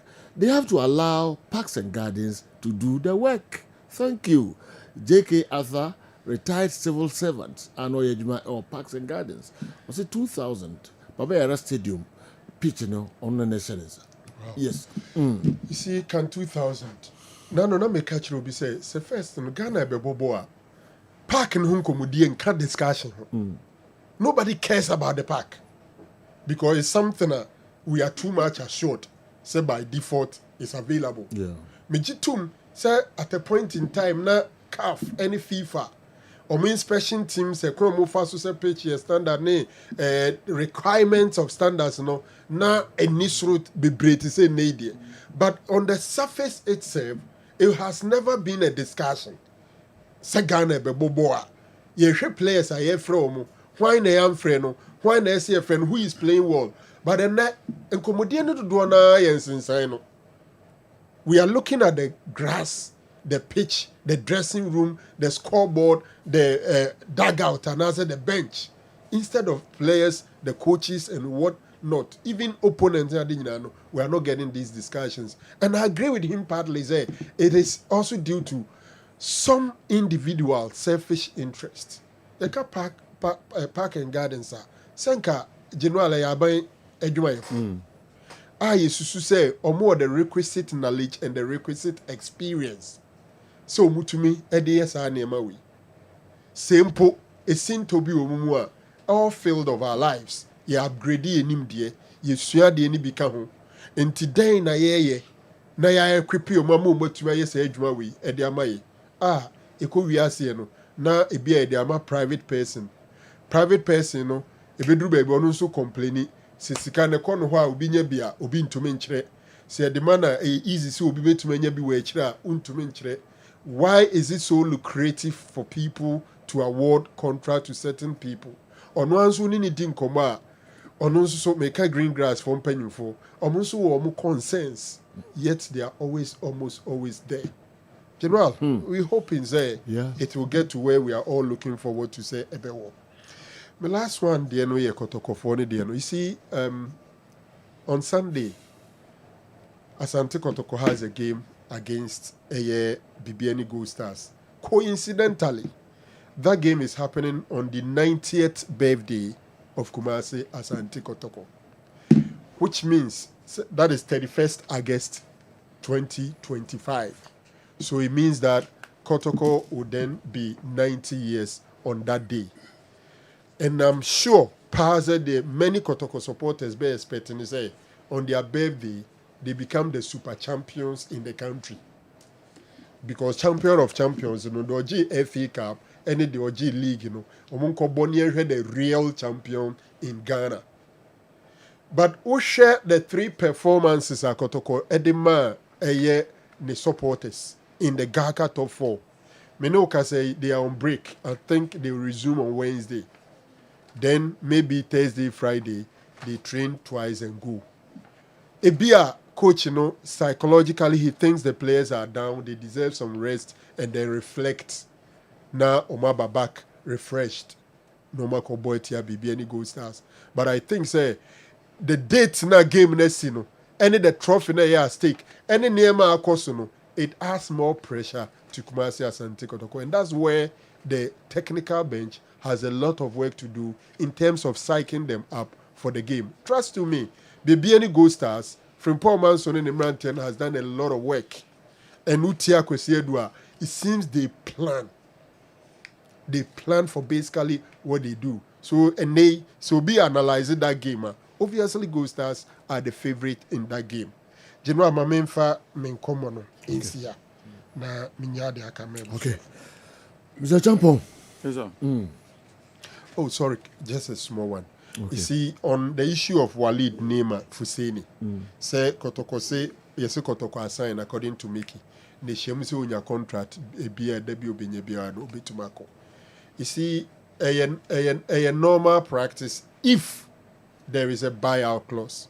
Menya sure say Kotoko from paying for Beshada at the Ashem Pekeke. So unya offer beer ubitumiako. And then is serious. But say a beer on this term, so when you sika be a borrow $100,000 as so to make up. And no there in the La Liga and in several leagues, buyout clause is in there. Say player now may sign no. Say ne so be the say sika we ba na player no so obekwa ye bo boku no. Ye ni hu kwan say ye si ni kwan. E bia obe calculate ahwe say player no say may sign no ni bibia no e be si say 100,000 Ghana cedis. Enti se ne obi de ebia 200,000 USD eba say e man kwa se no ko ade a obefa ne say se kobasa na e kina kra foforo ba you've made money because football is about results but it's also about money.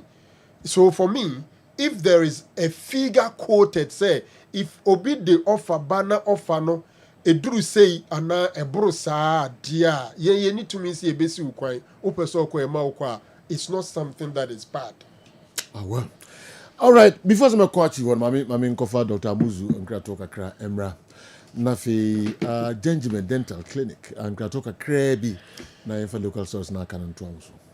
But ma agafo nyina kwa ba Amuzu Herbal Clinic na megitamin sem Amuzu P Herbal Mixture e dura bi efuaji atum a ebua honam yawo so obi se doctor meti yawo me bema no mu idonso a meti yawo na se idonso a me bre anase me bema no me pepe de wuhia ya Amuzu P Herbal Mixture doc meni me reach yan ho sanemi ana yawo pa na mete se we na wote se bema de dura mekanfo ama wo no ya Amuzu P Herbal Mixture obi se doc me hu se me jonso a ana jonso ne nyafe ana pam no wo hye pa iri jonso na echi doc me jonso ase na bia kam mo sa se ma yase me ya bema wo sa hawo no mekanfo Amuzu P mu nya beko di oti yaw oni ntohwe no mo de ni ntohwe na hono sankofo nyina no mekanfo Amuzu P ma nwate obi se doctor me jonso ana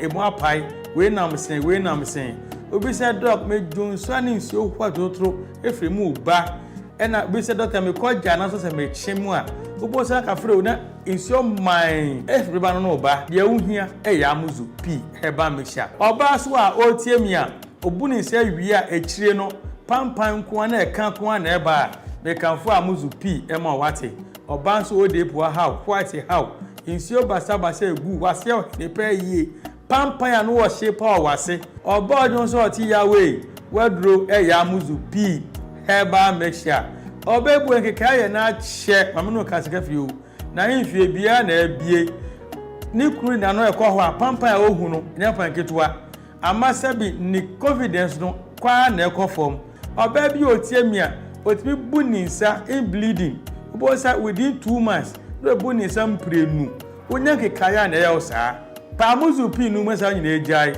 wako twa scan yeso wo PID unu kunu hia ni nsuo nyina se na sen na chi aba enam kekaya na akogina upiodi nu nti onya Amuzu P nu mu a sa ha ni nyina be komo ho ato sen roi ukọ pharmacy ukọ drugstore herbal shop obenye bi etu no anya bi ato wokumasi akodani herbal misi herbal apidank omo mbrom sanso na icof ni Colinac omo Ashtown Accra ukọ Kanshi Dragley ubisa na Nabuachi Kingswalk Tinates Repass and Hallows ebi etu nro makon anase dudu pirano ukọ no so pa Amuzu P a obenye bi ato se opese no semise bi a peti bi so fa na manefre for further and better direction.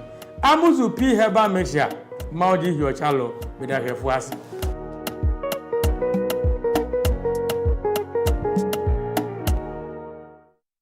Yamamakwa baba Gentleman Dental Clinic yedwumadi a yedi ane sɛ yebesiesie wosen na yɛbɔ wosen ho ban ama wonum enso ate anase wosen animonyam so afa ne ntoma pa afira Gentleman Dental sɛ oba ye clinic wa enema bebree na yeye efa nipa wosen ho ene wonum oba Gentleman Dental yeye consultation and examination services problem ben na ekoso how ben na ekoso wonum na fi wakyere anamon a ɛwɔ sɛ utufa ho na itimi eboa afei yesan eye cleaning services oba ye profession no mu na ye friend is scaling and polishing se ebia enema bi ahyehyehye esen mu se bi o kasa etimi mapampan ene ade eba mu oba hwa etimi ewohoro wonum eyi saa enema no nyina edi free esen ase esen tibia na asesa no esan fa ne ntoma pa edi fra obi wo hɔ na tokuro ato ne semu anase ne se no eso ebubu anase wanya fracture esen ankasa ebu eno etimi eye failing enso so na ye de ama wo anase ebi nso so na obi wo hɔ waba se ne se no watena se ama esen ase opese otu ne se no eno nso so ye frɛ no extraction oba ye extraction service eno so ye betu oseno e di ama afei ebi wo nso na ne se no wanya missing teeth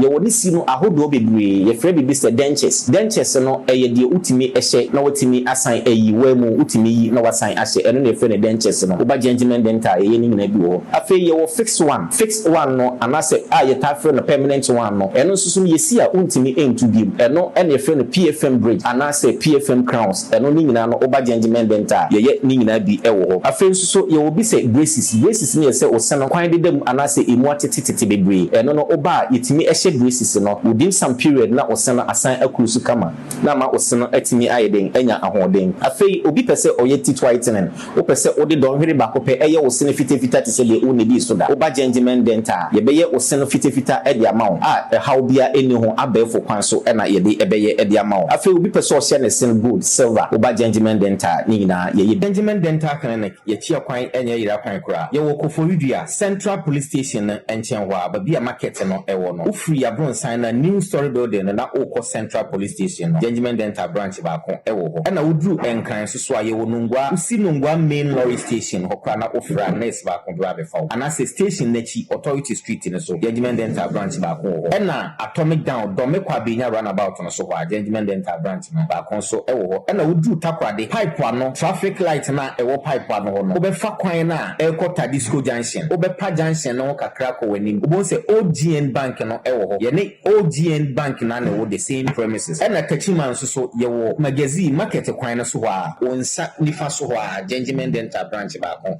ewo ho anase opposite AY Ahmed na udru kuma se Abrepo junction total filling station wa traffic light na anihwe G runabout no free total filling station na yabon sign no na edi ho direct opposite to the Methodist school ho na Gentleman Dental ye wo Tamalin so ye wo tishigu ofri ya bronsan na okọ MTN main office ye ne Tamale post office na edi anywhere ye adwuma free eda joada kopem eda memeda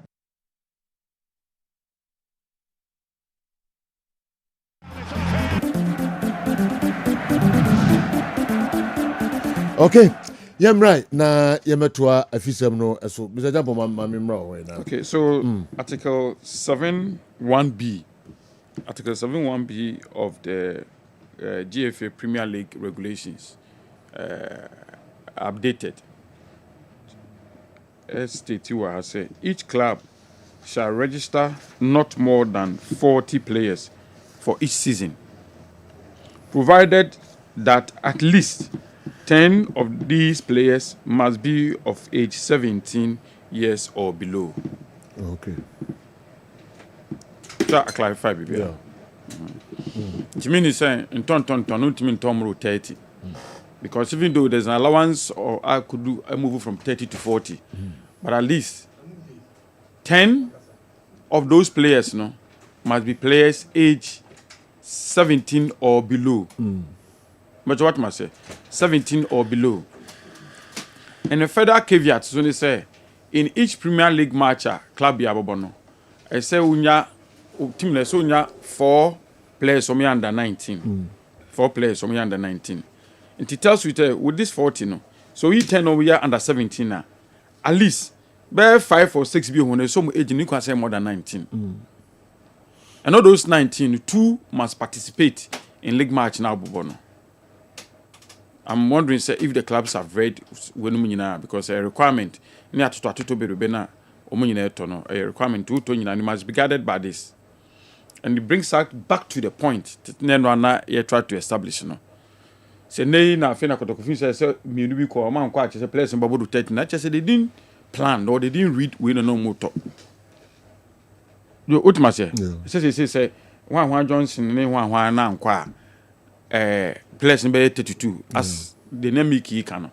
Let's just say they didn't sit to plan it or no one can kind provisions, and no motor players, Okay. Anything and they know about realizations, no. And you can say players now or motor now or normal they no 17, you can some more than 30, no bit to register. So also register players, you can register maybe even 70. But season, the other ball match, the ball league, na so nya sa 40 sa 40 no so mu 10 so me ya 17 years for I mean clubs and the Premier League clubs require to menya 17 year old and only place emphasis on your youth development policy said na na can so 2 center backs now we pay bia kan ho or 4 center backs now you should look into junior team dem oh no and the league we also register 10 of your junior team players na can main team no and you can bring in some of the youth we are hoping say 2-3 years time no Jombe mature enough so to make them on Bobobi. So those are the provisions in our regulation.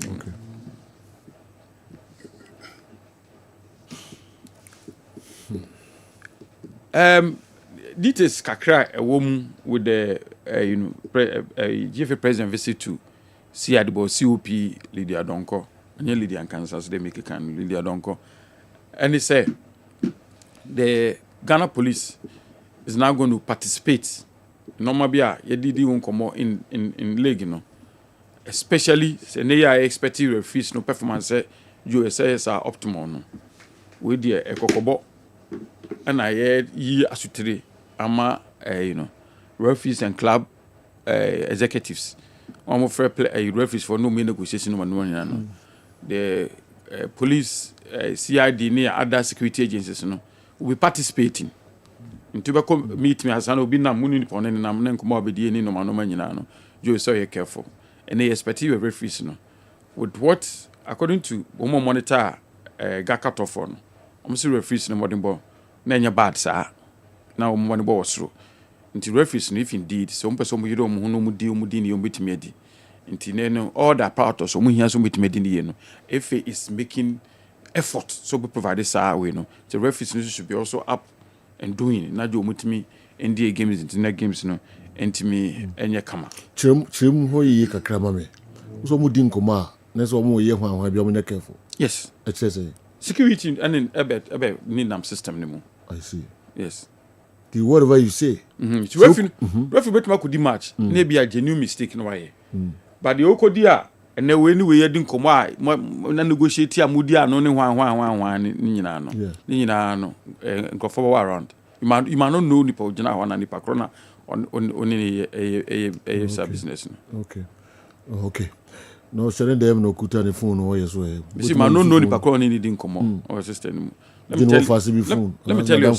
tell you a story there was one referee or CAF system ni mo FIFA referee hey o country bi na country no and no a negotiation Joe Oma can you we ko first carbao sa kwa na numa no mu nyina se nyina no san report so what me chira se and nye se woni dem ono aba country class mo da ko share hotel dem and no mato an woni ne business e kan nyina ni se kan nyina ko fa nyina every stage bi o mu negotiation nyina no report ni nyina ko film is come de ba nyina no report ono a referee no yes I see nti ni pa ni din komo no we say referee be di ma ni din komo unim do betimi aye that they make a ultimate binu ho so adante mufo bi ho referee na don't so kasa e bia no adante mufo na beye on their behalf adante mufo old referees ni bi yes bebre ho they are known to the system okay so almost you careful yes so be careful okay so be careful because we expect the performance of referees say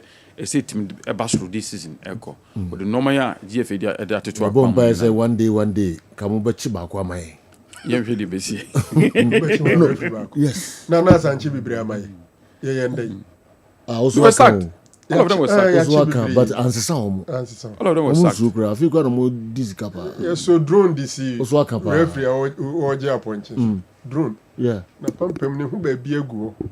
Oje. Then I announced it. You were sacked. Even that crowd, all of them were sacked. System are all putting in place, So our system need to match it. Yes. My problem here, system no kochia. Openi bia mfrese munya no e darling boy. Insisa. Okay. Na darling boy no ye be me ache nimpo. Because your referee yin nanim zo your execution obi ato ne di into the bia match no one di. Odi se no say nya matches. Awa. Kofi Yankwe. The commentary on the Accra Stadium, no, I think they're normal. So everybody will run says commentary because the stadium now overloaded. If your match is here, and they say democracy cap no sober. Yeah. What I say? Intenya Black Star ne offense kotopo ne ayinkwa. Hatoli. Ane ye from saying good star sonko.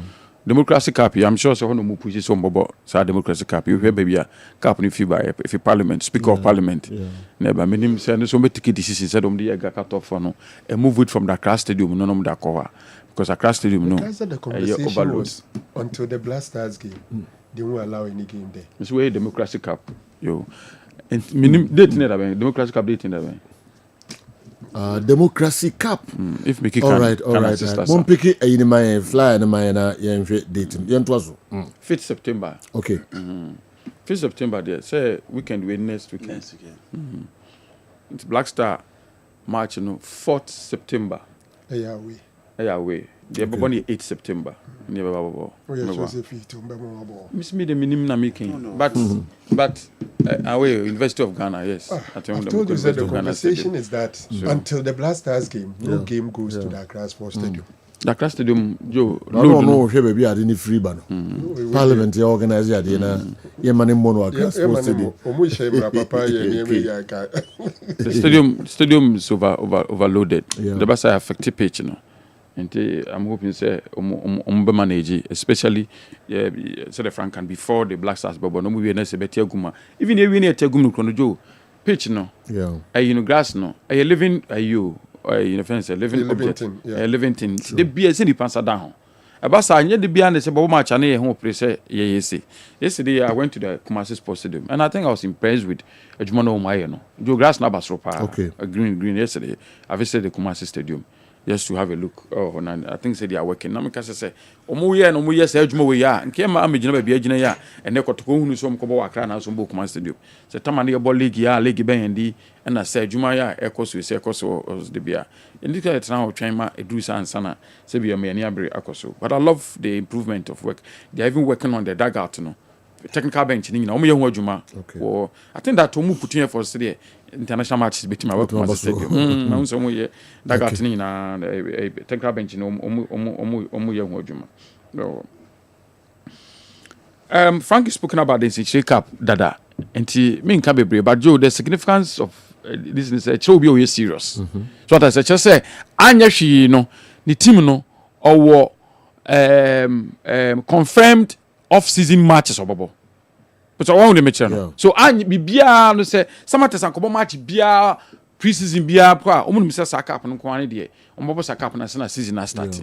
And if clubs institute sa no no bia Joe ebo kire wo ready away. Look at all these clubs. Obewe kakra na won the international. How would they happen? And then no mutimi say Premier League clubs no go America. And no go Asia no nyina mo. Nyina bo your preparation say season bitimi start. And e be they said there omo organizing on. I'm sure say maybe any go stars class and yes super champions no money kotoko super cup no kotoko bobona probably they would have been part of this institute cup no kudos to them. I'm only wondering say so benya ko bi na what the yakode me petama me last year me ko heavy me opportunity me ko heavy me ko so age say woni am invitation me tie German invitation ka ko na ka edu ochi na yin na etima ko institute cup no bi so bako dia na me hunu na ye edu ochi akọ me ka na se no omudi Ose me ka na se no ni am invitation we so odi obusa kro metimi de ka be fa me ka na se ni me se ma invitation e tu ka be fa di pako and a high car money pako me hunu some invitation because of summer security so akwa na zen komo ye kra dada because our clubs every week so either so mo be kwa na se clubs ko hosa the road is under construction last time I found so but omungu so mo twa so ni mo twa so ni no ma bare kwano wa Okwa wa. Ka na sinin kesa dia we dey come papa. Ana me kire say wo capacity no level we dey. You bet to car be fa na bet ma ha car ma unti we car na sin car sin dey. Na jaka. O share rent to car be fa. Who say? O share takwa. Okay. Two car be fa. Nana. Two car be fa. Ko eso ko ji we ni kama. Menu na tikaro to. Ara. Ze mi di we chi. Mi bo chi do mi ne. Ka ye be fa ya ni mo ya. Menu na dato ene ko. Do police barrier bi no ji fans. Ka zo when you go down no. Hey, Sim de la Bese and your demeanor. And your pushy. Your pushy. I said to you. I think Kotoko would need like a review committee, almost circles, no, almost constitution, the running circles, no, almost here. I never come to my attention. Say other members in Crown, they are not even elected for. I say electoral now work for more cabinet. When I would share with the division bar. Has a force with the BI. So I say, Joe, at the division bar. Yeah. No wonder say, and there's Ghana, two abani, President Mahama, Nanko say we are in constituency. So Joe Laka no appointed say, Ukoy MP or we are going. No, there's a reason for that. Okay. There's a reason for that. Even 77 previous, even the ministers of Fakrano, the ministers are subjected to vetting. What I say? Say two about say you Nanado, Kufadu in a president, or Dr. Mamane. Who ministers about point to Kranu Joe, they are subjected to vetting. Yeah. Vetting could do be a sack of 2 Muswaba. Now, how say you want chairman no for me at the division bar? Yeah. At the division, I don't think they're proper. Okay. And after this election, I said Obabe will know forming what we call Constitutional Review Committee. Emma Kotoko, in the Circle, National Circles Council. No review of constitution, any modern day, a year, Juma.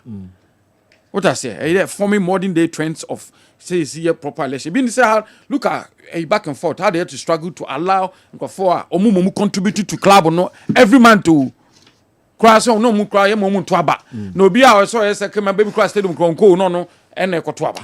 Into all these things in your constitutional review. Into after this election we do must state here no matter. Yes, so for me, yes. People with knowledge was area no more your committee na or year review. If you compare that to the House of Folk, look at notice of poll list diaba. Frank do anymore. Notice of the way has for them. The chairman. Looking good. Chairman any percent. Nipa 3 no chairman. Second vice, first vice, one.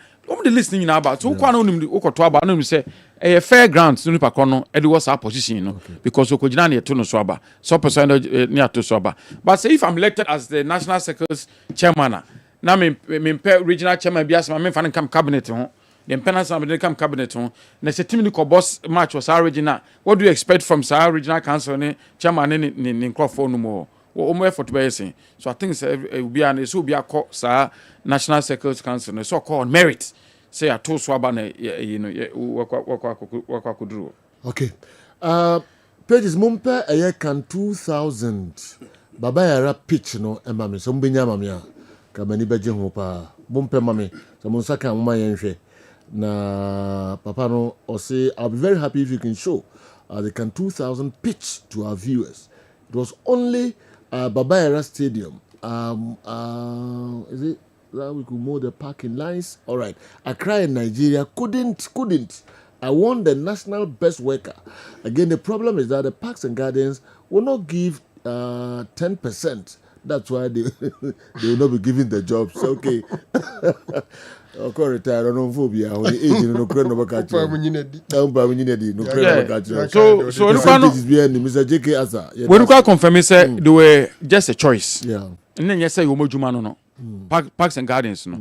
That time no contract to so and working on the pitch. No me hojuma. And then to perpetuity say odibia no omo na ye hojuma. But if we na who so mo na bit provide the right way modern one. You speak to them. No assign omo na omo ye hojuma no. What I say? Yeah, problem you know say, yeah, match we are joining a jato.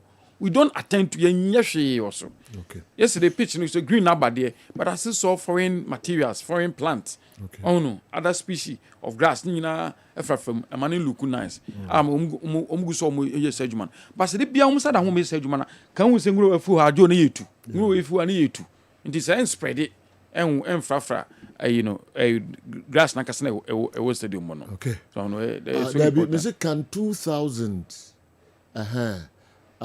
pitch no na anyway okay munya videos we are so and support and can 2000 for JC ana o say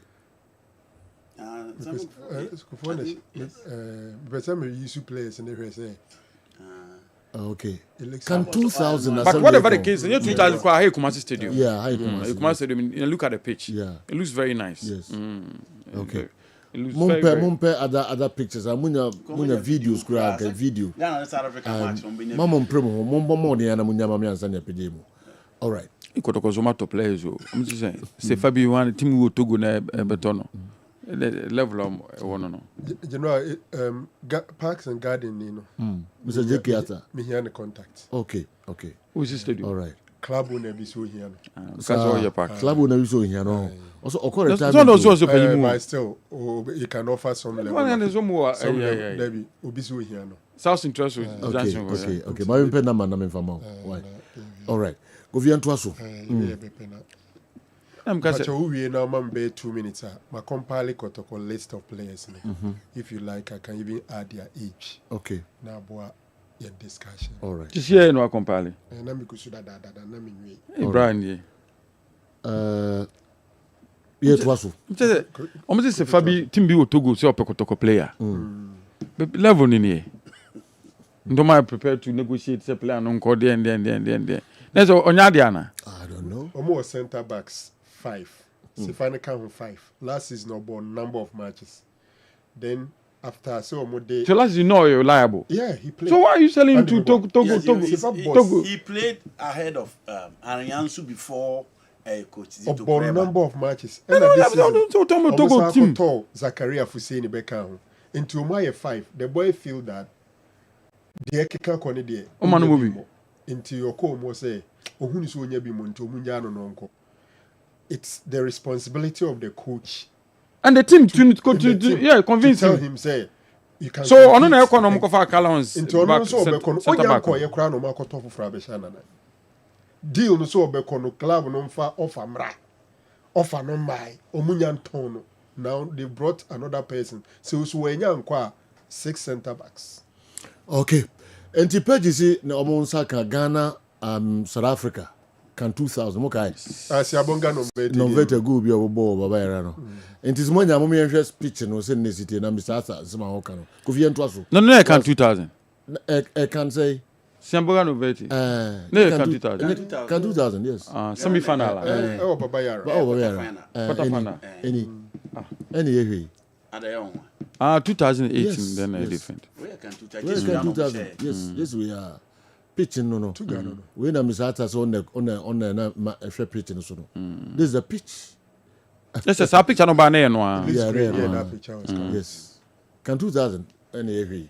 Yeah, sorry for and cool. I don't know so you lines no. Yeah. In lines in yeah. Okay, I see. 2000. But the pitch looked good. Wow. Looked very very good. 25 years ago. 25 years ago. Parks and Gardens there is RPT. Yeah, some Nankasenga yentimi nyese bia omu need the expertise no. Nya na omu nye. Nyese bia if enye Parks and Gardens yentimi nye. No. It's just that they don't do it. Joe. Sebi producer. Sebi producer. Na park to omu de make contract say enye ho adwuma betima ye. Je na omu nye. Nyese bia like there's no expertise in the whole of Ghana. For what reason? And because maintenance problem yeah no. Yeah no. Ananu ya na say ya omko ya sebi omu ya somebody so kogusi. Ko the park na hwe compared to 2 weeks back. I just saw we be. But you just don't do it. Yes. And no problem no. Yeah. Great. So any clarity. You whom fast well also say e was here. Hwele gon park no. So na no hwe got go na asa. Just 1 year pay. Omo fa no video to so na compare yebo African Games na pa beto to le. 1 year we dey say e ka 25 years. All African Games was no. Yes. All African Game was last year March. Yeah. It is offer the baby sinekra you are talking of 1 year 5 months. Buy a park and I say Say you and they do call Legon Park and I say, Omonfa Legon Kota one year video notice. I say, so it is not as if you don't have expertise. Say you 1 year 5 months. The pitch na yen. The pitch na yen. Inti yesha that's it. Okay. Any bibia. Ovina wo kotoko. Yes, I was saying that, you know, level no quality no things that so this thing must be done and do with strategy. It must be done with strategy. So they we say after now people come say over some 3 months if anything salary so cancel the contract. Ebi obenye obi or soft. On the mechano. Ebi obenye obi or soft. Now you obi or difficult. You obenye contract something now. I see. Yes, and he's entitled to. Yeah.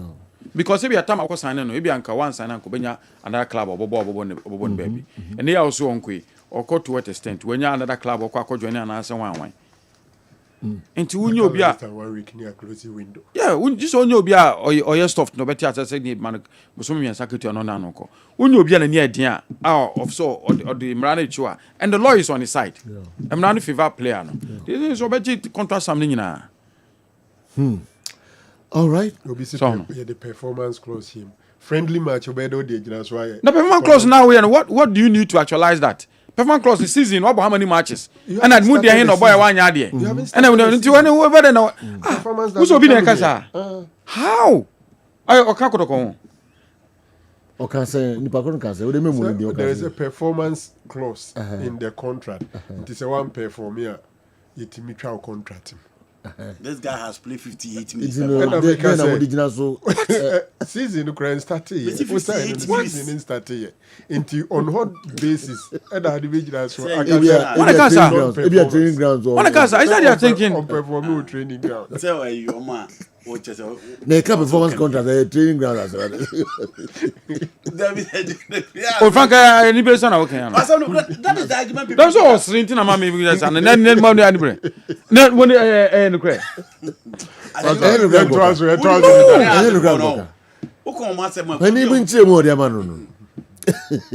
No, what's your understanding of performance the contract? Well.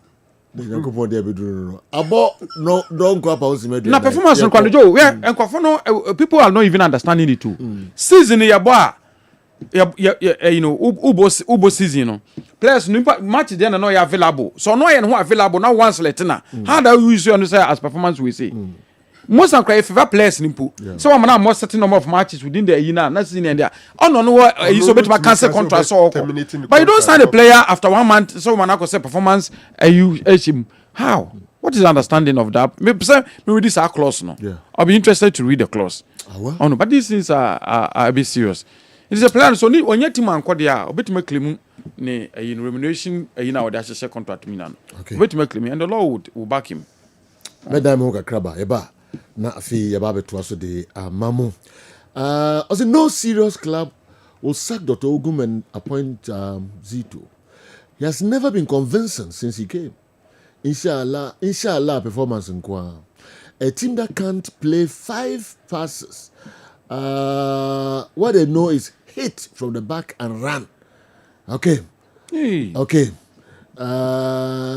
He said he was coming with a philosophy. Until now, I don't know the philosophy of the team. The club has invested so much in the team. Nana Kofi, anyway, a team. And so Abeka Yensa and yeah, to so na me call a prince as you tell Asante Kotoko IMC not to manage as if they are managing a company. Football is different from normal companies. Okay, Prince and Adiwe and so Abre Yang. Me free Prince the so the way nkwa so na madam me ho abasisia. CC Asante Achmagogo Newtown ode eno and Medru so my greetings to Andy Awa Mohammed. I think Asante Kotoko is missing the absence of Justice Blay, but I don't think they will admit it. They should go back and sign Justice Blay for Africa because his experience is still needed. Hey sir, America go fight Justice Blay team we there there be minka eno. Me call Dr. Dawood that's way na ma fon krato kakra aba na ba beto aso. Enuanom ne adofo ye frɛ me Dr. Dawood. Me na me Dawood Heba Hospital ano. Na enam me so ena ne Dawood ointment, Dawood 360 capsules, Wodja Manswa, and ne, Ubia di Huadansie. Na do we edutwem. Dawood ointment, or se fetchi na ebeko. Ofa Dawood 360 capsules or CC na adie wom. Na dro mienu we adwuma bom. Obi a osisi ye wo yapa. De obeye ne se, wo de Dawood ointment no etwitwe osisi na anopa ene anwumre a. Nansa bia no na wo de bia bo asawa, obetimi de atua. Udware wi a fa Dawood ointment. Wo de te ne fa sra. Ta bre kro na no na wonom Dawood 360 capsules no anopa ene anwumre. Na danse na ba amane wo de enko na enko ti adanse ni bi. Dawood ointment edrowe me straighten and welding the toda me po djuma na me honam nyina me hu bibi enyi ba sa minya sa Dawood ointment we na me twitwi a na no paso binya Dawood 360 na me no a eze kware me ye adwuma kura se kane no te drowe de edi masema ma na be di so asema ma electrician na ye adwuma ekofia yentimi na Dawood ointment so ye adwuma na obra okodru fia fa twitwi ade be che no na ho aye den Dawood ointment fa twi keke na ebeko Ram use for mama hode pa mama metimi bo adwuma bibi e kama e mama ye Dawood 360 capsules and a Dawood ointment o memre we no na do we no so twitwi wa aposo e be ma ya oni nyina afiri o ma de e che otimi be bo adwuma Dawood ointment fa twi na ebeko da bia amafo company de wo ka mu sa ko spreader mi secret na nu ani ebudo na ani Dawood ointment ene papa mi sori anopa mi di twitwi mi sisi achi mi babia he mi ntebre secret ni nie ti so person at some ya we use Dawood ointment that is the secret of my taxi driving me a transmission gearbox specialist ejuma mi ye en kan na mi pega ade a na mi nsakura ntimi pega na asa me ma ade so na lock mi sisi ti say free say mi share Dawood 360 capsules and the Dawood ointment no aboa me bebre the dry you na so amente ya mente bla bia obia mo modern so betimi ape Dawood ointment and the Dawood 360 capsules enya bi ato Odofo se wate bi adro ya me ka ho asem no eno ho adanse ene wono madi no ko pharmacy e ben wo herbal shop e ben wo ne koto Dawood ointment Dawood 360 capsules na se de enkrofo di ho adanse no wo so be di ho adanse wo pesa wo frɛ ya eno na wo screen ase no 0244 886437 na 020 168 1717 baby a yeton adro wo man Ghana mu bia no de wura house pe Dawood ointment and Dawood 360 capsules.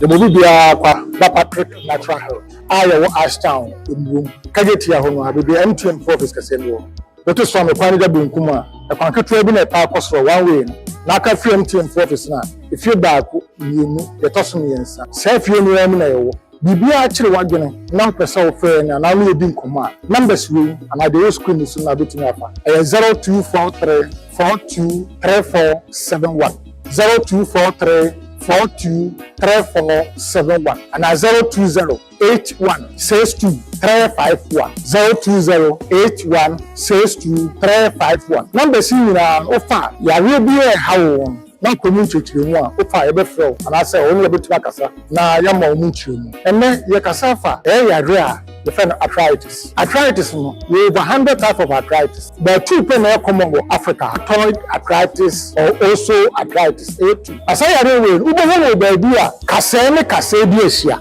ade bi so cartridge anakushim anadwedwe ene nakopon na hera yesa we bi nsuo pitaa bi agu anim tetuma kwa wo utumi kwa wo sabia ho no ohaw bi ba ho a ne timi ka so benya arthritis the first akona we so obi bia wo tie me na minumprem nenkase emututu no emuwie no wakwa hospital doctor say na chiri kase no cartridge no cushion no anadwedwe no awe ontimi ntrase ontimi nante ontimi nkoto sibi okọ ha na akọ atire ogira obaso nante a sibi mpebiasa che what the crutches ehye menam no etimi ayde anante obi ha o stick you ha de bia ogina so ansa na otuma so gyina hɔ mepa kyɛw tie ne yie paa wakɔ hospital sɛ deɛ meka doctor say wɔnyɛ arthritis anaasɛ cartridge no a ɛwɔ hɔ no anaa nkutube hɔ no anaa wapɔ so doctor say ɛhɔ awe a baabi baako paa ɛsɛ ɔde wɔn kyerɛ ɛyɛ Patrick natural health mepa tie ne yie bɛrima biara a wɔyɛ mmerɛ sɛ kwanya akɔfoɔ blast bɛrima deɛ wodidi wie asɛ didi bɛsi sɛ bɛrima wodidi wie asɛ didi sɛ ɔpɛ sɛ wɔyɛ bɛrima na atubu ban ɛkɔ ban n'akyi kɔfa nneɛma papa ɛde bɛfie deɛ a dekanfo edu baako pɛ na gyama pepa kyɛw kɔfa pharmacy herbal shop chemical shop bi a ɛbɛn obi a wosi kɔ PM capsules ɛne PH capsules PM capsules no deɛ ɛnam anko anan no PV capsules no ana PH capsules no ɔbaa no bɛrima no bɛrima wopɛ sɛ osi pi na osi pa PM capsules numbers ni 0243 42 3471 0243 42 3471 na 020 81 62 351 Yankopɔn Shram.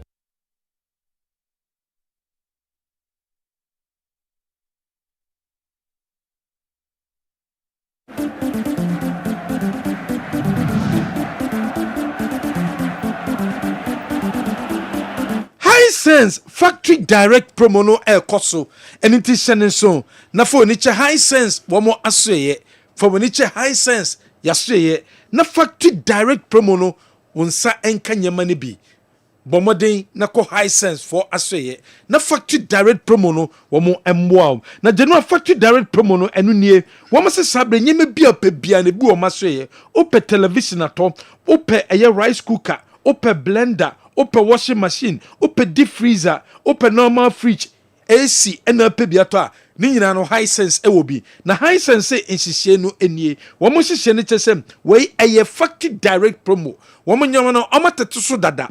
Wamo tete sono na sese no. Sika wamo ede ato so nyamano efi factory bano. Sa sika no ena wamo airtom. Inti shene so. Nabo mode ko any branch bia of high sense from 25th to 29th. Na ko enjoy factory direct promo no enso bi. MTN free after one extra. MTN free after one extra.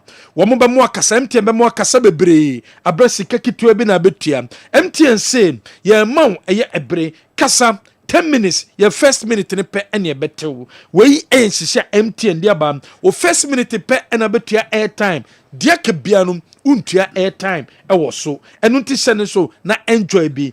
Dial short code no eye star 550 hash star 550 hash star 550 hash and when short code no near mau 100 megabytes of data at the account. DSTV so much more. DSTV, your home of entertainment. Star 759 hash star 759 hash and when short code ube you use that short code na u DSTV na ya disconnecting no yetimi every otima reconnect e baby bia uwo bia Hebaso Company Limited the Hebaso cream no the abedwaso kope Hebaso cream ni bi na UC we so Hebaso cream ni bia ebeboa bema ni obehima ho bantem bema ntimi satisfy bani ya kope Hebaso cream ni bi we use sa cream bia enigiem ebeba ede amaw abra woni obanum edi inhyemu Patrick Natural Health Dr. Patrick nie Patrick say me fanto wanim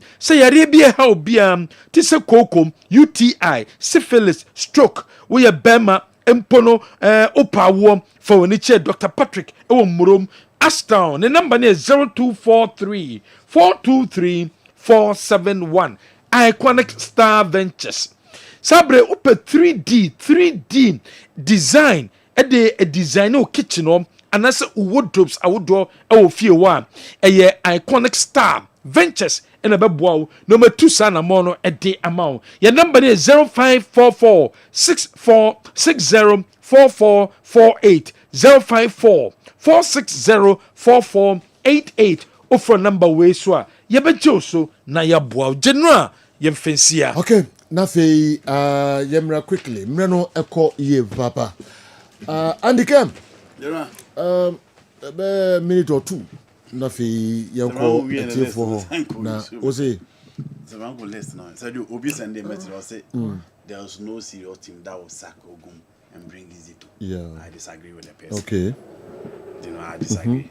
The fact that things are not working for Kozito or the top four, no, does not mean he's a bad coach. Okay. No problem. Ono anaje FA Cup mom. Yeah. Inti oko South Africa against Kaizer Chiefs. Ye nyina ye kase Kaizer Chiefs was through. He won the trophy over there in as much as they were outplayed. Again, this is a coach who has played in the semi-finals of the Confederation Cup. He's won multiple titles. Yeah. Bad tournament, it happened. Pep Guardiola and the Austrian wanted to do MFA.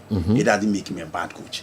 Zacharias Semokwane, Zebu Mukrabi coach Kotoko. And you know, in as much as we are raising concerns about the performance of the club, and you come and is a pre-season. So you, Zebu, and Zacharias is on Mobi coach Kotoko. Omun track record. Omun Nadia, Bambe coach Kotoko. Zebu Kradi and Obianim capacity to grow the Nyakoto coaching. And at the bench, who say no new way to coach Kotoko. Until at least the coach deserve respect. The year can in say Koyi Omuntimi say, and you know at the 5 passes after the Hearts of Folk first go to go and watch Kotoko. They took over the game. It just unfortunately someone to me hold the fort now till the last minute the Hearts Sandy became. Yeah. The year can and said you a pre-season. We've seen teams in Europe pre-season na Bogo Musa. Liverpool, AC Milan show 4-2. By AC Milan first game in the Italian Serie A against Cremonese. Liverpool about 2 games, 6 points. Until the year can a pre-season. I agree, say consensus they also of course show. But could Zito name say Kotoko fans will not accept any excuses. Say season they start here. Kotoko fans accept anything against Kwara United apart from win. Into knowing the demand and the expectation of the fans. All right. 055159993 0551444 fre na also chere wadwen kom say no mienu bebo na DJ KA baba chance atwaso de amayen. Hello, good afternoon. Good afternoon, Sejo. Mpacha me tia woni ogu gbeja fu na. Sejo super. Sejo. Me pacho koto company for na penkra yes no. Any munyam yes no want to nyama yi mai na wati akoma. Yes bibi nyama ko ijie. Sejo.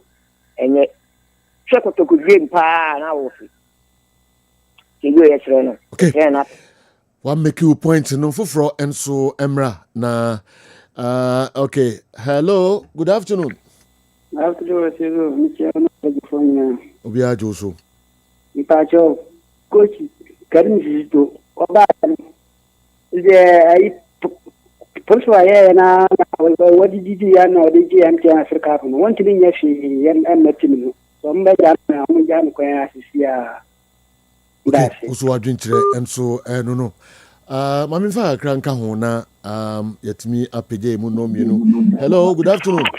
Boss. Ato. Boss you have go there. Me adom bibia pa nana se we there.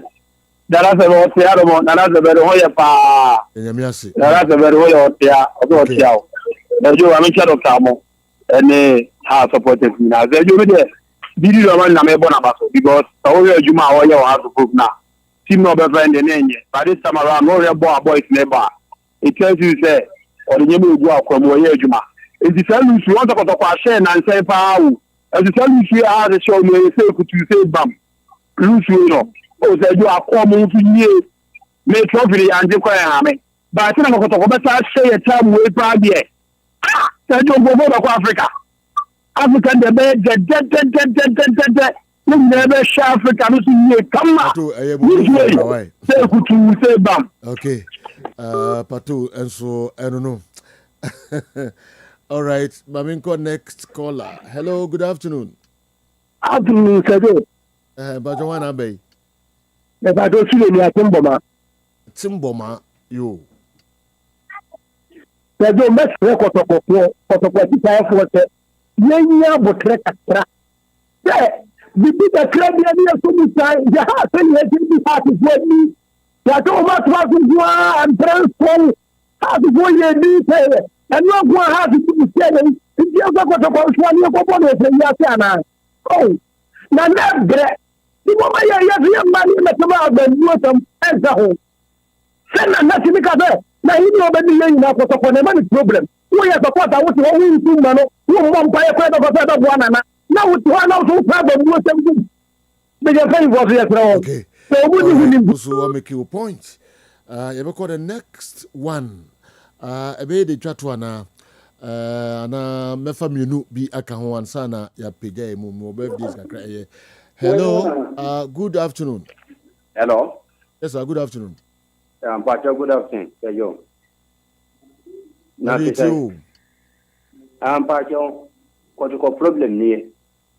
A few years on my place, now I got to talk for you. Money paying for because I am watching. Also, I'll make a point. Enti, let's hear him, okay. Okay. Speculate, but now I have compiled the list. Okay. Enti, all right. One of them is U17. Okay. Enti na and also I don't know. Birthdays kakra bi na fi yempeje mu ene nana ma birthday. Idi Gatuso, ni wife. Birthday. Nana mafuto wa. Ose. Nana mafuto ni ya. So do ni me pese we ni board dey echi. The body no. So we hear story am. So he didn't na make us am. Story you say and say kutu. Idi. Minimum de minimum painting am say we full photo. Hey, na idi o umunye de o obepo. Asani asem. Enti na nama enso eno no soro ne form soro ne yesi kutu and the form ne yesi ba enti ene eye ne birthday nama ye we so happy birthday show hu su ye papa nyankopon onya okese papa na bibia o wish for yourself bia nyankopon onfa ennomo. All right. Doc, who be na? Oh, Debbie. Na Debbie ni honum ti. Bibia ni o wamba. Adama. Okay. Sanso ena ene eye Joycelyn Nanama Aduma Amwako ene ye wonso birthday.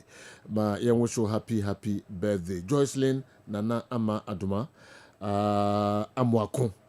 Ye wonso happy birthday. Yankopon shira wonso na de wo hwe bia nso onfa emao. All right. Ma men wishi eye Sandra Anum a nurse ewo medical ward St. John of God Catholic Hospital Duan Kwanta and also birthday we a special one a free doctor Adiku doc ewo ejuma ewo St. John of God Catholic Hospital Duan Kwanta and also birthday Sandra Anum oye nurse.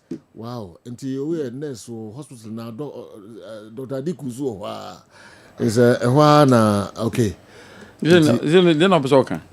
Oh, say hospital corona. The opposite can hear Bema na can. Me to me oba. Na fi ode just a hospital one in the world. You can come hospital. Different departments. So, it me years how. Say. So, it me corona mo. So how no mo worry wa. Na dey could dey away o ka say on yire no. You no say the bed am say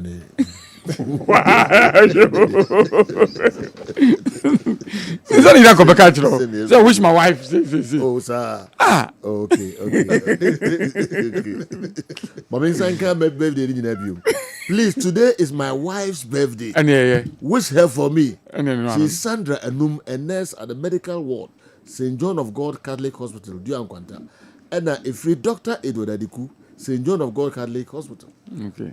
That's what you know. Mia Makano. What you know? All right. I mean, hospital back. Okay. Odi emphasis here. Ethical ana. As a hard drink akira. Basa how? Konto fin nkokra. Hospital on there. Common cry hospital. All right. Dr. Nines. Common cry. Okay, DJ K up next. Idamujina see me more transfer. Pause.